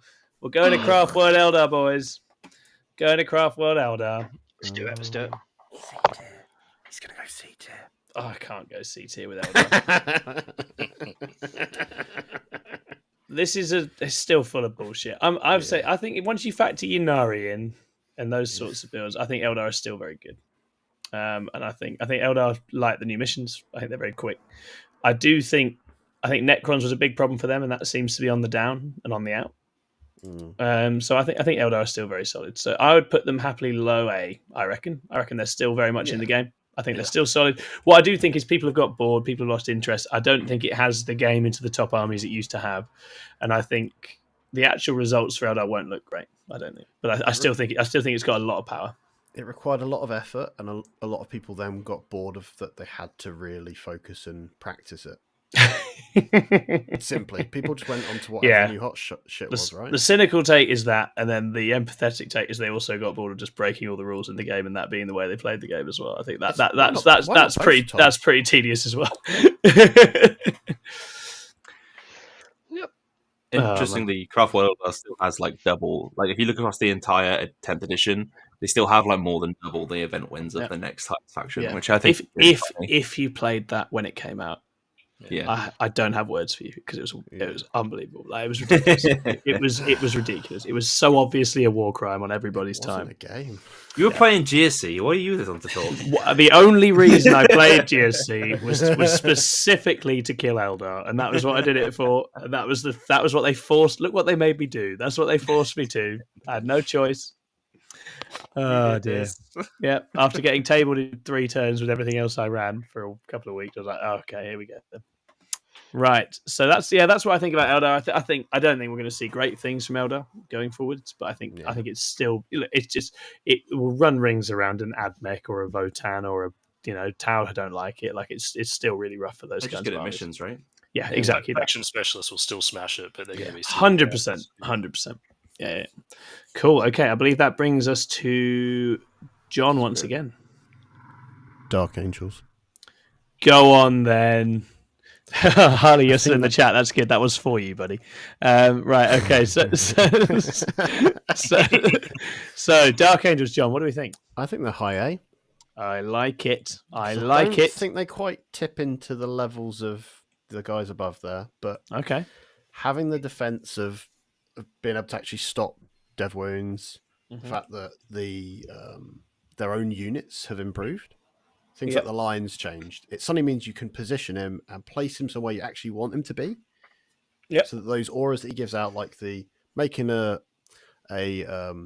stratagem not happen, or even just the feel no pain aura, having that on tap in a 12-inch aura is bonkers. When you think about how close you're going to have him and combat models, it's completely going nuts, into people. John. Yeah, I can't see that being anything but bonkers, and I'm excited. And I'm going to do it on Friday. I mean, what do you guys think? Deathwing Knights are going to be absolutely amazing in this meta because mortal wound shrugs, 4-up invuns, damage reduction. Yep. What are Blood Angels going to do against that? They're going to have to commit so much to remove a squad of Deathwing Knights. Drukhari, Incubi. We're talking about 8 damage, 2 wounds to kill one of them. And 235 points for 5 of them. So you're going to see probably 3 units of 5 comfortably. Yeah. I don't think we'll see the old index detachment though. I think it'll be Gladius or a push Inner Circle, because I still think Inner Circle's got some play now with the changes to that.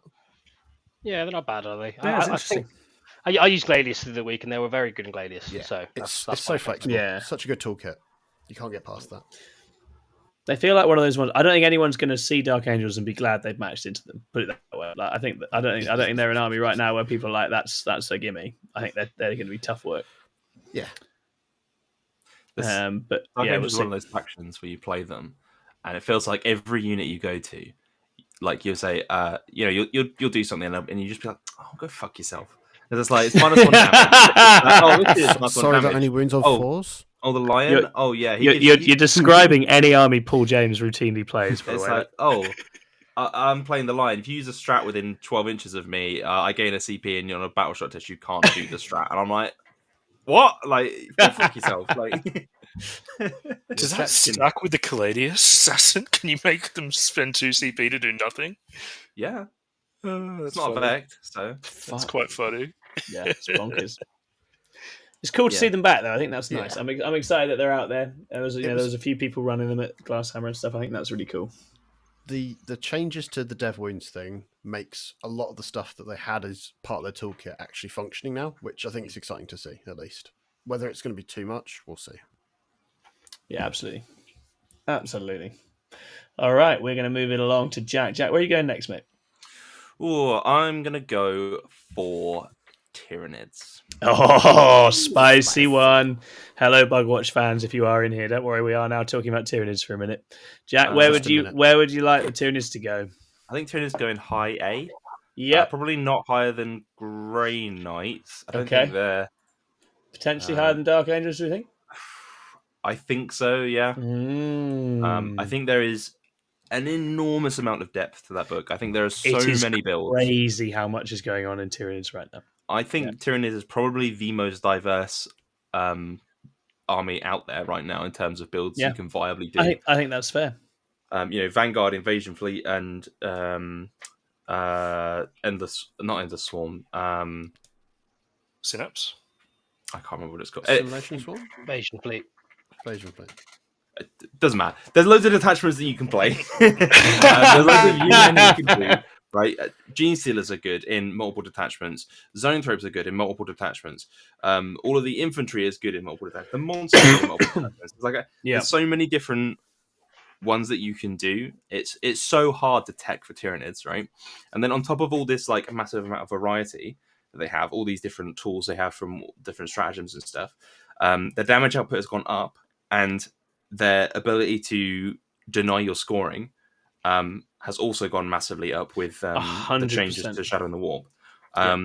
So they're good at disrupting you. They do more damage, and they're just you don't know what they're going to bring, right? So you can't tech your. It's like if Tyranids become a meta dominant force, it's going to be really hard to because they're always popular. They're popular now.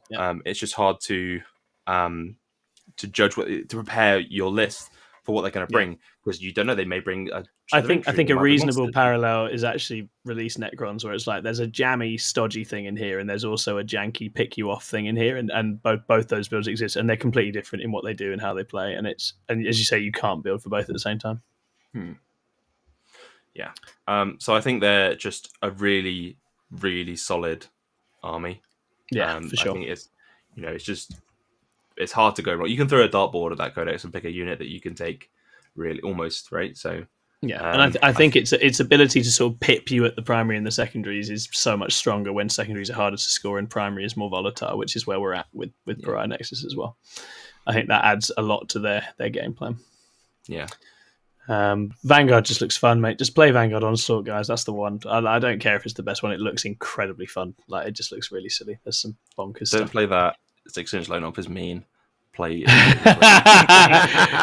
Invasion Fleet so Jack can shoot you. You get Furnace Pain, it's fine. Yeah, you get it in one place now, not two. Yeah. So there's a few little there's a few little tweaks there, but yeah, they are funny. I'd be interested. Do we think the Swarm Lord vet thing is a genuine thing? Do you shove Swarmy down the middle of the board? Is that actually a build, or is that just cute? Like, I think cute, mate. Yeah, it's closer to being charged that way, Tom. Yeah, that is true. I think you don't go going through walls. Bang average. Right, straight down the middle. Swifty says yes. And if you, the listener, are interested in hearing in depth from actual genuine Nids players on what Nids are like now, go to Bugwatch and watch all of the Bugwatch videos. They're incredible graphics, really good presenters. JP and Davey know what they're doing. A lot of fun. Go listen to that. You're probably here because you already do, but if you're not, go there now. Okay, wonderful stuff. Before we launch into our next one, I do want to just say a quick thank you, because we've got a ton of people in tonight. It's very nice. I want to say a massive thank you to everyone for supporting and watching. Please do hit like, please do hit subscribe. That helps us massively. We are on our way to 5,000 subscribers. We're hoping to hit that this week. It'd be amazing if we can do that really, really soon. 35 to go. 35 to go, guys. So please come be among that number, and we'll keep bringing you wonderful content. The more we grow, the better it gets. And obviously, remember, you can sign up just as Picklax has done today to become a YouTube member as well, which will you the ability to join summer TTS season. Come get involved, come play against the team, come meet a bunch of nice people and play TTS with us. All you need is a member sign up, and then you can get involved in that King of the Ping League, which Davey himself is organising. So yeah, that's the plugs done. We're now going to get back into it. We have had Tyranids. That was Jack, wasn't it? Tyranids. Mm-hmm. So I think that's a good assessment, and I'll be interested. It may be there's something in NIDS that can creep up even higher, but we'll see. We're going to take it now to Rob. Rob. Let's go Astra Militarum. Oh, Rob actually is a psychic for the Astra Militarum. He understands that army better than he knows his own. Go on then, Rob. I think they're going to be a B. Okay. Yeah. They have. Can you see what all the B armies have in common? Oh yes. So I they think they roll around shooting things, don't they? Yeah. Guard shoot things well. Yeah. So I think with the changes to the detachment rule, tanks have become more interesting. Yeah. So I think you can actually run just a spam of tanks of Leman Russes. A lot of the variants are good. The battle cannons are still good. You pop in a Leman Russ with the auto cannons, get extra AP, just bangs up your army even further. Yeah. But if you don't have enough screens, those tanks aren't doing much for very long. No.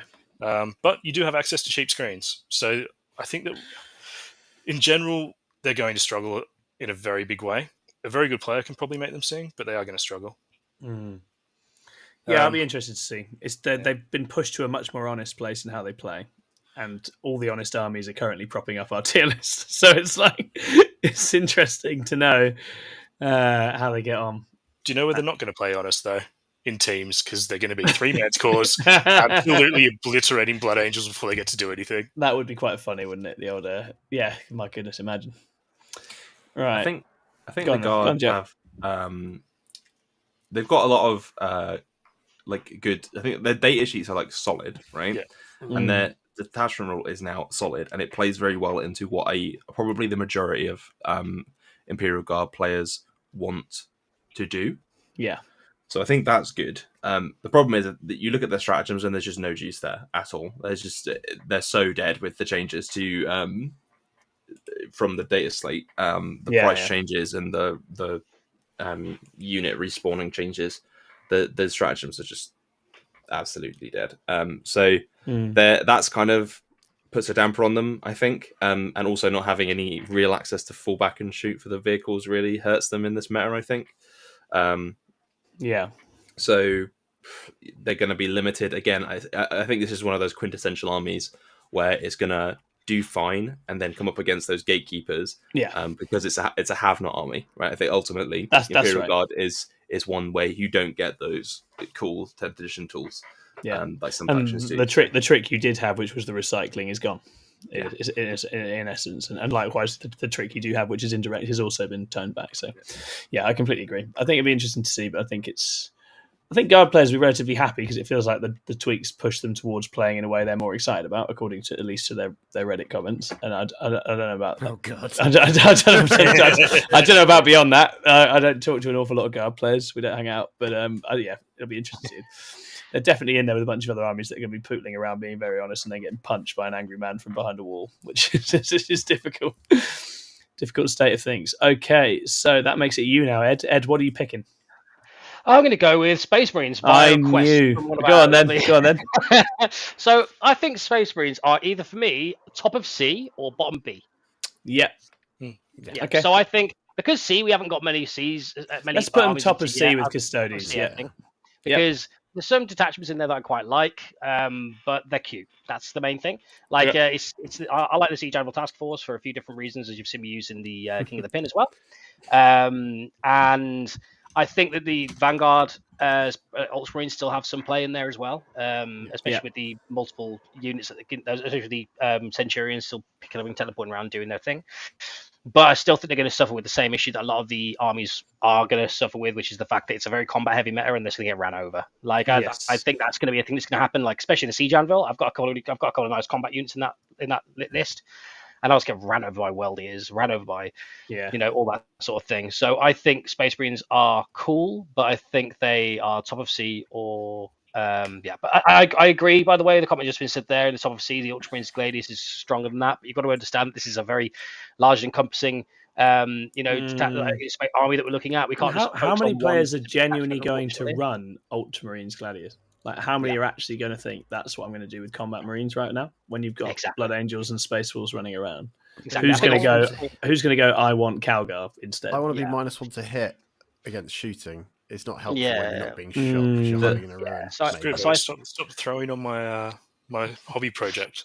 I think Bumber in the chat is completely fair though, in as much as I think Marine Specialists will make niche builds from that book sing. We've seen that happen over and over again. It absolutely can be done. I don't think it's the same as saying that it's not good. I think it absolutely can be good. I just think it's a lot of work and actually a lot of solo thinking and innovation to make that book sing now, which is funny because it's Space Marines and it's normally the complete opposite of that. But that's exactly where the main book now is, because the herds have all gone to the specialist versions, understandably, because there's just more tools and tricks to play with there. Which leaves a lot of figuring out if you want to be a Salamander's main, right, or whatever else. You've got to do a lot of work. And especially as the kind of the default of going into Ironstorm, especially in a teams format, is just not necessarily there anymore, because a lot of that's a huge change for Marines. That is a huge change for Marines. I'm taking the hits that it has. And Piotr was asking about White Scars. White Scars again. The way I'm not a massive fan of the way Marines are set up this edition. No. But White Scars players are supposed to be Space Force players. That's what they've told you. That's the toolkit they've given you. They've given you a toolkit that works on Space Force units and doesn't work on White Scars units. Well, actually, what Games Workshop have said is your chapter master he's on foot, so all of your models should be on foot. So that is what your army is, and that is heartbreaking. Yeah, because they're meant to be all.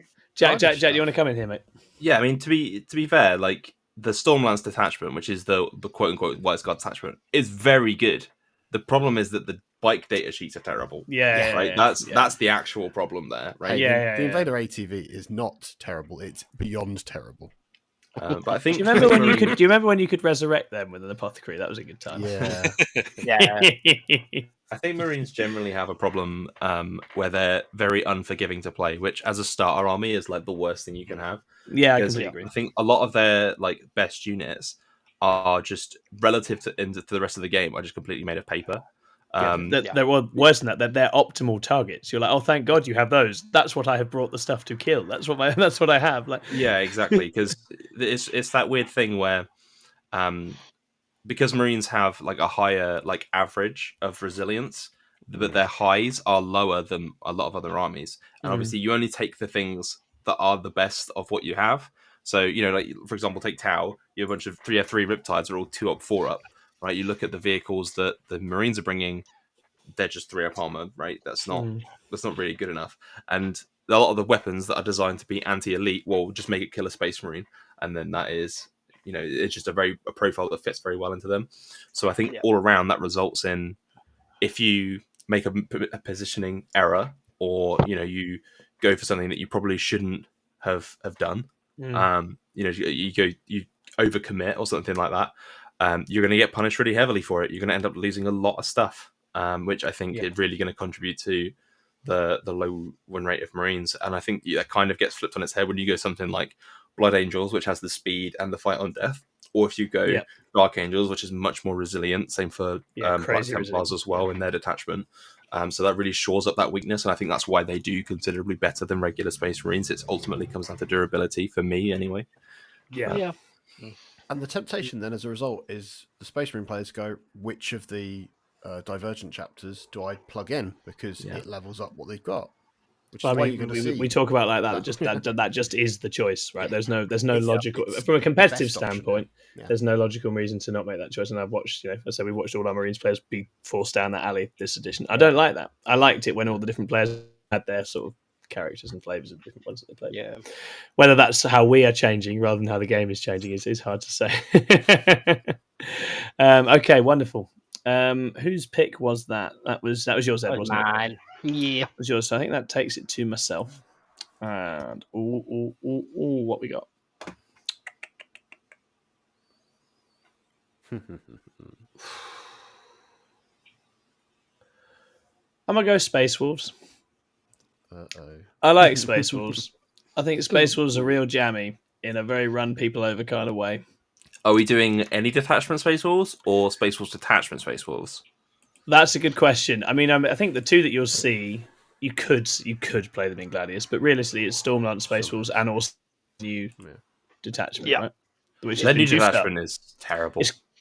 You don't like it? I don't think it's bad. I don't think it's bad at all. The detachment rule is perfectly serviceable. I'm totally fine with that.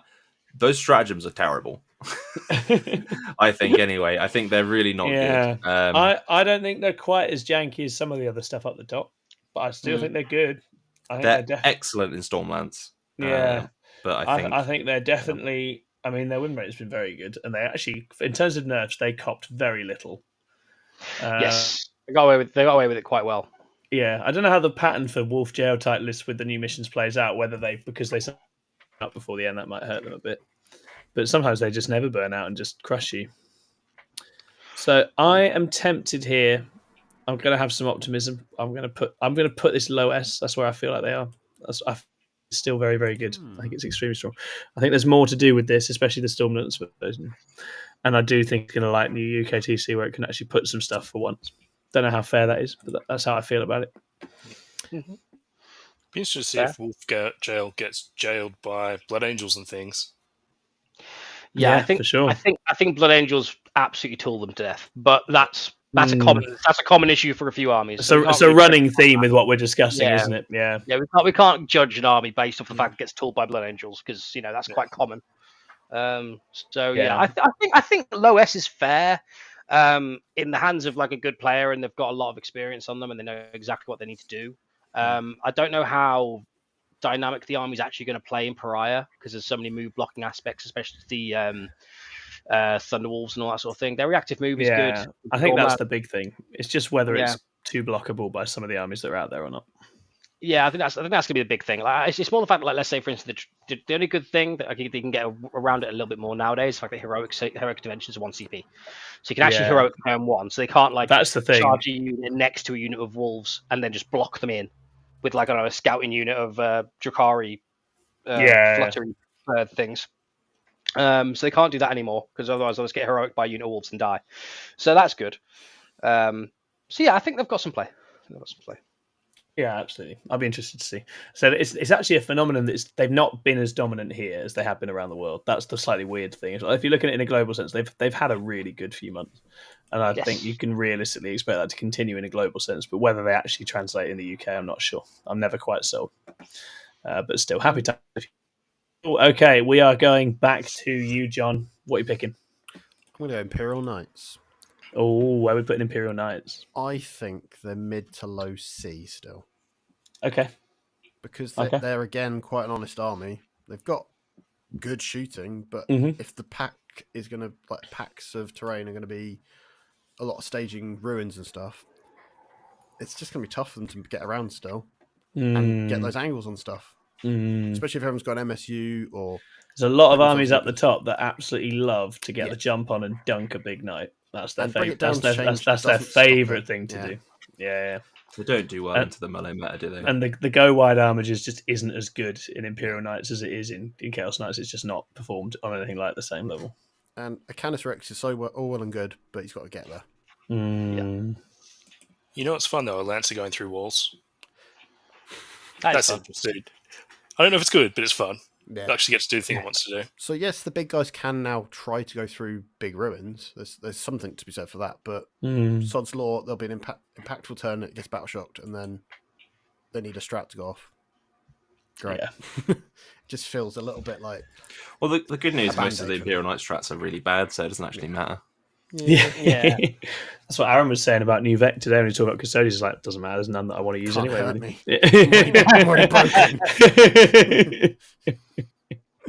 Yeah, I think that's fair, John. I think that's a good pick. It's a shame, but it's at least it's not just at the bottom. Right, taking it on to Jack now. What do you think, Jack?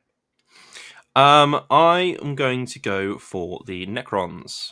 Okay, what do you think of the Necrons now? I think Necrons are going to be at the very bottom of A. That's a very good assessment, I think. Yeah, I think so too. I think raids are still usable if you still have a load of them, which if you're a Necro player you probably do. You want to still run them. Like, that's fine. That's not going to hurt you too badly. You just probably don't want to run 18 of them. That being said, I do think obviously Connector has taken a hit, and I think Hyper Crypt is a little bit worse off than it was before. Because you've got the reduced mobility of the Satan. Yeah. But I think the Awakened Dynasty detachment is very underrated. I think even the obeisance phalanx is a very strong detachment, particularly in terms of enhancements and stratagems. It just works very, very well. They've got some absolutely crack stratagems in there. So I think there's still a lot of depth in that book. And I think because it's got so many units, so many unit choices in it compared to most of the other Xenos factions, I think there's still a lot of options to make a lot of good stuff in there. Completely agree. And they're still really tough, right? You can still they're one of the few armies that can have stuff sit on an objective and have it survive around, you know? That being said, they do still get bodied by a lot of the combat armies. I think more so now than they did before. Yes. And I think they may struggle with some of the Pariah mission stuff, but that'll be a time will tell kind of thing. Yeah, for sure. But yeah, I think they can probably do better than the stuff below them on this list. They may struggle to hang with the things above them on this list. I think that's completely fair. I think they might get to be in a position they've actually not really got to be in throughout most of 10, which is that other people aren't thinking about them very much. Which poor old Necrons, people are always absolutely stocked to the gills to kill Necrons. It's been the whole way through this edition. People have been mapping out and thinking out how to deal with them, and actually dropping a little bit off the top and not being the big bad might help them a little bit. In as much as they do something a bit weird and a bit different to a lot of the other armies out there. And actually having a bit of space to apply that trade. I know for a fact if I suddenly perished in with Drukhari, I'm like, well, I was just kind of hoping you'd gone away, mate. That was kind of my plan. Yeah. So I don't have much of a plan here. This week I started doodling some Destroyer Cult themed lists. Oh, that looks just fun, doesn't it? That looks very different. Very I don't know fun. if it's really good, but John, I'm getting flirting with new army vibes from you, sir. You seem not like a new army. It's seem like a man on the hunt. I just need to ask Alex to give me back my wraiths if I was going to try it out. Very, very good. Okay, taking it over now to Rob. You're muted, Rob. Unmute yourself, Rob, you coward. What do we have left? Chaos Knights, Chaos Space Marines, Death Guard, and Deathwatch. Let's go Death Guard. Go on, then. I think they are going to be a... bottom of... let's go top of B. Yep, fair. They're Plague Burst Crawlers. Less accurate now. Still Still very good. You just play them differently. You just push them in the middle and go, cool, your combat. Definitely still good. You can get hit by anti-infantry 2 flamers when you come at me. Yep. While I'm shelling everything else. You don't have to bring Morty to make them effective anymore, so that frees up, 300-400 points? Yep. They've got... Fight first everywhere. They can debuff your weapon skill, so if you don't have rerolls, you're bouncing with your combat armies. They're going to cause some people some problems. They're definitely still one of those ones that you don't want to pair into, right? There's a lot of even for combat armies, even some of the better ones, that they're a real headache for combat armies. I think there's plenty that have good game into them, but it's a slog to actually get through the things that book asks. Yeah, and they're multi-phase, so they can just cause all types of problems. Yeah. No, I think that's completely fair. Anyone else got any thoughts on Death Guard? I think they're fantastic. Oh, sorry, Carol. Sorry, I was going to say, cool. I think they're just very, very good. Yeah. A moth the size of a bat just flew in. Yeah, so it's the plague, father. I think Death Guard have a lot of good play. I think the only issue is because they're so slow. I think there's lots of ways around. Speed in it. Oh my god, it's huge. There's a few ways you can play around. If you see Ed being carried off by a moth in a minute, we did what we could. So it's stuff like you can charge the Rhino with like a 10 Death Company with Martyrs, and then just pile into the Death Company into the unit and just kill them all. It's stuff like that. There's so many ways around it that you can't really get around with the plague. God, the plague Marines. So that's my point. Carry on, John. I'm going to need to get like a shovel or something. To see the shadow of it flying around the room. Yeah, I'm nervous on your behalf. Absolutely terrifying. I think that Nurgle has actually come for Ed in his room. He was saying nice things about Death Guard. He doesn't deserve that at all. But that's why that moth is a gun. It's his reward. It's parked up. It's fine. It's not flying anymore. I feel less nervous. Carry on. I want to shout out Sai in the chat who says no Imperial agents this time. We're due a book soon, and we will do some very. Sai, do you want to come on and talk about Imperial agents when that comes out? I think you're the man to have on. I think we should have a special Imperial Agents episode where you can tell everyone about what the hell you've been doing with Imperial Agents, and we can talk about that. But so consider that an invitation if you are so interested. And yeah, Existence UK says PPC's caught a nerf. Yeah, they did catch a nerf. It's not. I say there are worse nerfs for them to catch, and as alluded to, they can still be a frontline gun tank, and they're quite durable in that sense. We had that at the end of 9. Incredibly durable. Shot them directly instead, right? Sai says he's happy to. That's awesome. That's incredibly exciting. Number 1 Imperial Agents player in the world, and first in our hearts. Right? Okay. Cool. So whose go is it now? Rob, did you just take Death Guard? That was Rob. Yeah, I just took Death Guard. I think it goes to Ed then. Go on then, Ed. Indeed. Cool. I was taking a photo of this moth. Anyway, so we're gonna go on to. Oh my god, it's crazy. We're gonna go on to the Chaos Knights. Chaos Knights can be interesting. So I think these guys are in solid C.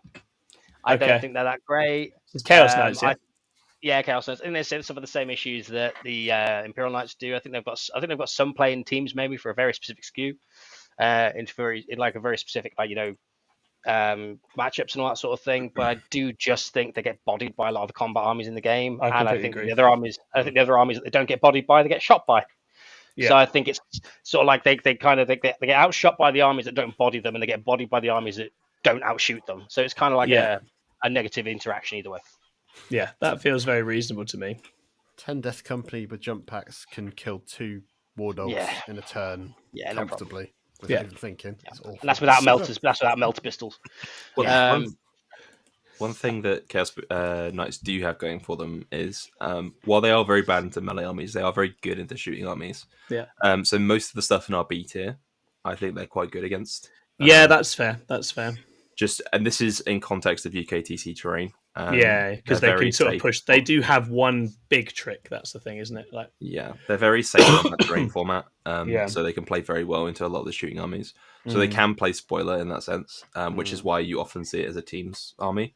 But for singles, it's more of a C, low B kind of situation. I would agree.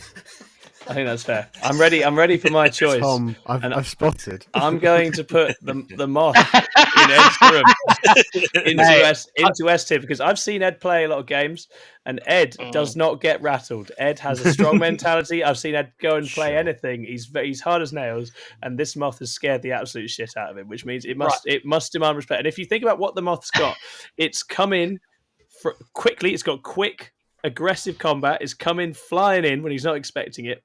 It's got a lot of movement around the place, and it's very difficult for Ed to catch and interact with. It's got a really good rule set for making life incredibly difficult. So I'm putting it straight in S tier. Yeah, it's definitely got battle shot mechanics as well because I've shot myself twice in this combat. Absolutely. This is the thing. I just think the moth has done an absolute number on it here. It's got an incredible toolkit. I've been very, very impressed with it. So I'm putting it straight in S tier. Simon says, but it's a flyer. Does it hover? Well, it seems to be breaking all those rules. I don't fully understand it, but it's playing Age of Sigmar, guys. Yeah. Well, I've taken a photo of it. It's the same size as a paint pot. It's basically bigger than a paint pot lid. That's horrifying. It's done a complete number on Ed here. I'll put it in the group chat. All right. So that's my go. So shall we pass it back to John? John, what do you want to do, buddy? So I'm going to say Deathwatch. Okay, where are you putting Deathwatch, mate? I am going to put them low NC. Because until the summer, if they are going to join Imperial Agents, I think we will barely see them. And if we do, yes, they can have one unit pretend it's playing old school Oath of Moment. But is that enough in this meta? I don't think so. Yeah, no, I think that's very fair. I mean, they like to shoot more than often or not. I know they can have veterans with hammers and stuff, but yeah, they don't have the only cute trick the only cute trick it's got. I've seen a bit of is that you can get a lot of vet going on in that army, but I think a lot of vet going on is about to be basically taken away again because the Archon vet spamming is nonsense, and that's going to get fixed as well. And I imagine Deathwatch will catch strays from that, even though they're kind of they could probably do with it. To be honest, you're probably Deathwatch could have an entire board of vet. Let's see if that helps, and it's just not enough bodies on the board, is it? Because it's like a slightly different and probably worse version of Vanguard Space Marines. Yeah. With less options of units you can use it on. So it's cool. Yeah. But... Lee Church in the chat says rapid ingress with similar mechanics to Warp Talons, the Moth. Yeah, that's the thing, because I mean, you saw it. It came in Ed's turn and then started absolutely blagging it. Like, it's very, very dangerous. So big. And it's forced battle shot, so it's right in front of me. It's right there. It forced a battle shock test on you. It's got a reactive move if he tries to do anything about it. He's absolutely paralyzed. It's ridiculous. Right, okay. Start again. All right. So this takes it. We've got one left. It's for our very own Jack Chapman. It's the CSM. Jack Chapman, what do you think? I think they're slap bang in the middle of A. Yeah, that makes sense. I think they are the perfect example of a have army rather than a have not. They've got tons of mechanics. They've got loads of mechanics. All of their stratagems are very permissible. You can use them in a lot of situations and a lot of different things. It's very, you have a lot of flexibility in what you're able to do. A lot of the attachments are very strong. You just end up with a situation where some of the data sheets, not all of them, some of them are a little bit expensive. Yeah. And they're fine, right? They're not going to set the world on fire because I don't think they're in a bad spot. Their combat just isn't good enough to beat the top contenders, right? Yeah. And their shooting is solid, and to the borderline like very high tier. Some of the best shooting in the game, but shooting is not the meta that we're in right now. No, for sure. So even though they do that very well, I don't think that's enough to carry them into the really high tiers. Yeah, I think that's completely fair. But yeah, you have a lot of options, a lot of jank, a lot of room for skill expression. Yeah, it is an extremely interesting book. Like, there's a lot going on in there. It's a lot of fun to play. I don't quite agree. Some people have been quite hard on it. I think the book itself is a lot of fun. There's a lot going on. It's lost these sort of answer everything that the index had, but it's definitely still really interesting. But I guess relative to its competitors, it's just taken a hit, hasn't it? And compared to some of those other armies in terms of the points and other things. Yeah, you can still just whack 3 Vindicators in. Yes, you can. Raiders, and it's fine. There's nothing wrong with that. It's very scary. Yeah, you can whack 3 Vindicators in a lot of chaos lists, and it's very strong. But yeah, there's a lot of options there. I think the book is quite deep, and I think people are very unexplored. I'm very interested to see what comes out after WTC for that, because I think there's going to be a very high variety of lists, different countries bringing different stuff for CSM. For sure, so I'm interested to see how that goes. Yeah, definitely. Yeah. For now, with the information that we have, and me not being a chaos player, I'd probably say middle of A. Yeah, I think that makes complete sense. I think it was probably knocking around potentially being a contender up at the top before the adjustments. I think with the adjustments, it's still going to put up results, but it's not. You're not looking at an army like it has so much stuff and so much damage. It has so much damage. It's got some good jank. It's not currently an army that has tons and tons of assets on the board, and there's a bunch of other ones that do. And I think that's interesting. And as you say, it is a bit of a jack of all trades book in some ways as well. It does want you to shoot and fight, and we're heading in a meta which maybe the shooting side isn't quite as useful as it was before. Cool. All right. Well, very interesting. That's our tier list. So just to recap for those of you listening at home, in the S tier, we have the Moth in Ed's Room, the Blood Angels, and Sisters of Battle. That's in the S plus tier, the S plus plus plus tier. And then in the S tier, we have Thousand Suns, Chaos Demons, Drukhari, and Space Wolves. Some bullies, but perhaps some also Rans. Then in the A tier, we've got a bunch of really solid armies with Grey Knights, Tyranids, Dark Angels, Black Templars, Chaos Space Marines, Orks, World Eaters, Eldari, and Necrons. Heading down towards some of the also Rans in particular, and the more honest and the have-nots, we've got Death Guard in B, AdMech, Votann, Tau, and Guard down there. In C, we have Chaos Knights, Index Space Marines, Custodes, Imperial Knights, and Deathwatch. And finally in D, we have the poor old GSC, who are very much in the forgotten place right now. I almost feel bad putting GSC below Deathwatch because I don't think it's a real army. Yeah. I bet a sort of an Ascension Day GSC list should fucking annihilate the Deathwatch, right? When they have that day, Tom, that's what they're waiting for. That's what the next balance data slate is. It's Ascension Day for that book. Yeah, absolutely. I mean, overall, relatively balanced. Lots of armies bundle up. I think we had to stretch the tiers out really with the S's to properly get some granularity into that. I think because actually there's not that much distance between the factions right now. Although obviously the Moth in Ed's Room is terrifying. Is a serious problem that they need to send Josh Roberts around with a bat and sort it out. Honestly, I'm about to get a tennis racket for that thing. I thought you meant like like a bat, like hold it up to it. The only way to get the moth out is to release a bat, and then I mean that's 9th edition balancing. Mate. That's not 10th. That's balancing 10th. That's how they sorted 9th out. Then I release a cat. Then I release a dog. Then I release yeah.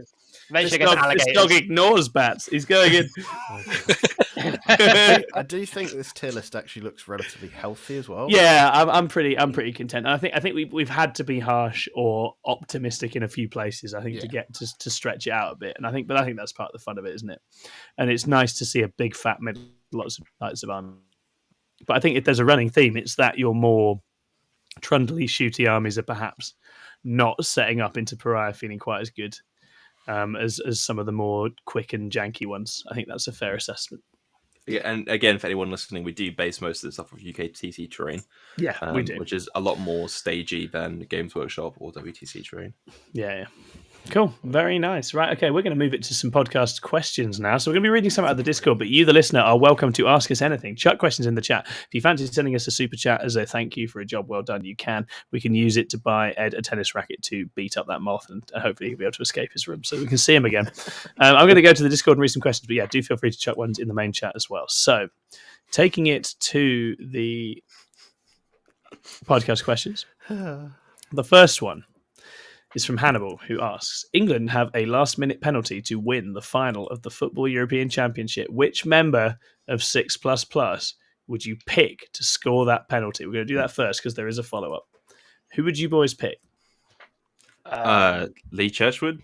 100%! Absolutely! He'd hit that like he was kicking it at a prison. What do you think, Ed?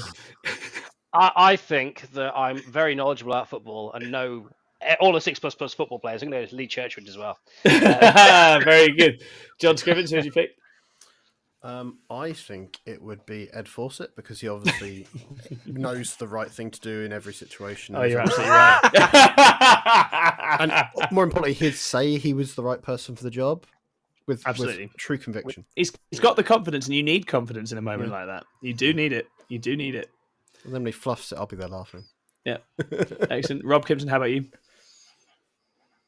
Muted again. I'm going to say Aaron. I reckon Aaron. Oh, Aaron probably. Aaron's pretty unflappable as well. I think good mentality on Aaron. Yeah. I'd back Aaron.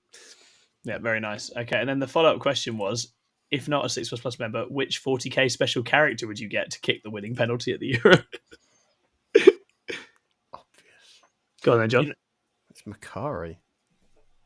Interesting. That's an interesting pick. He's invulnerable. Jack, what do you think? I would go for, this is a weird pick, but I've got logic, and I'm going to go Commander Farsight because I think the Tower would invent some kind of specialized ball kicking Tower suit. To optimally kick the ball in such a way that it would score every time. So yeah, like a sort of ion boot. Yeah, ion boot. Yeah, hazardous is another one. Yeah. He explodes afterwards, but he still scored, so it counts. It's fine. Still counts. How about you, Ed? I think a stomper because it doesn't matter. You don't have to kick the ball. You just kick the football pitch at the the net, and then surely it's got to go in. Do you know what I mean? Yeah, that's the logic I'm going for. Rob, let's go Angron because who the fuck is standing up to that? It's goalkeeper. Fucking terrified. I'm picking the Avatar of Kane because he can just substitute a faith dice. He's not going to miss. I think he's fine. I think he's all right. I think he's great, and he's quite a big lean chap. He'd be all right. Existence in the chat thinks Canis Rex. I think that's fair enough. I don't know how much leverage a knight gets on its foot. Well, he can CP reroll the shot for free. Hector Rex is too busy holding his little handbag thing. He's not got the balance for kicking a ball. Yeah, the actual guy inside, not the knight. Yeah, I'm thinking Hector. That's funny. Very, very good. Next question from Chris the Glove, one of my favourite names in our current Discord community. What a name. Which of the 6++ coaches is most likely to be listening to football during this Saturday's boot camp? It's worth a shout out for the boot camp. We are hosting that on the Saturday in Saffron Walden. There are still a couple of tickets left if anyone wants to come. Do drop us a message and let us know. If you want to learn 40k for yourself, Chris and Lewis, we will be running it. It's going to be great fun. But yeah, who's most likely to be watching football during that session? All of you. Chris watches football during his 40k tournament games. So, like it wouldn't surprise me if he did it at the old boot camp. So, yeah. Yeah, I could see it. We might just have to have it up on the screen. Yeah, I reckon Chris would do that 100%. I need Chris to teach me at the boot camp as well. Do you know what I mean? That's what absolutely. Yeah, you feel like you could do some tips on deployment. Ed, I've always thought. I do, mate. Yeah. I'm not that great at deploying.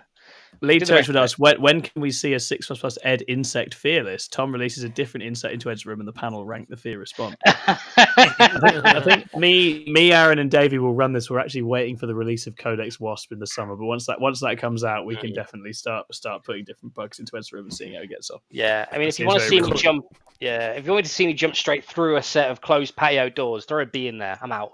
Straight through like an action film. No regard for my own safety. It'll be fine. Amazing. I know what we can call the program. We could just call it Bug Watch. That's not episode, yeah. Very good. We'll call it insect seeing. Brainseller.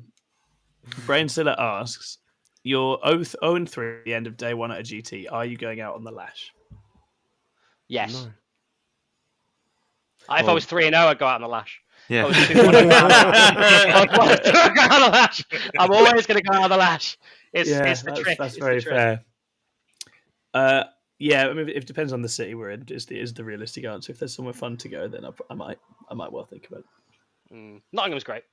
Yeah, there's a lot of people who are going out adverse on 6++, which kind of that's what normally throws me off. But I as long as you're not in somewhere like I don't know Bristol, where it's it's just totally dead. There's a great craft bar scene in Bristol. You see, that's not really. Good spoons is what I need. Yeah, it's something actually maybe we need to do more. There's too many refined palettes on 6++ is the problem. We need a few more. What I know is if I go out on a Saturday night, I will lose every game on the 7 Sunday. pints low, man. I'm useless. I'm just useless. That's my problem. Love it. Self-preservation. Tom Green's in the chat and says, "Is that even a question?" I love you, Tom Green. Tom Green is an absolute hero for the sesh. Right. Okay. Final question of the day. Pickleaxe asked, looking to get a moth army, and was wondering if Ed could share how he first started collecting. Also wondering how transportable they are for tournaments. They are, if you're brave enough to grab it, then I imagine it's quite transferable. I imagine each one of those little slots on an army case, you can put one in. But if they're alive, imagine opening up a whole case of moths.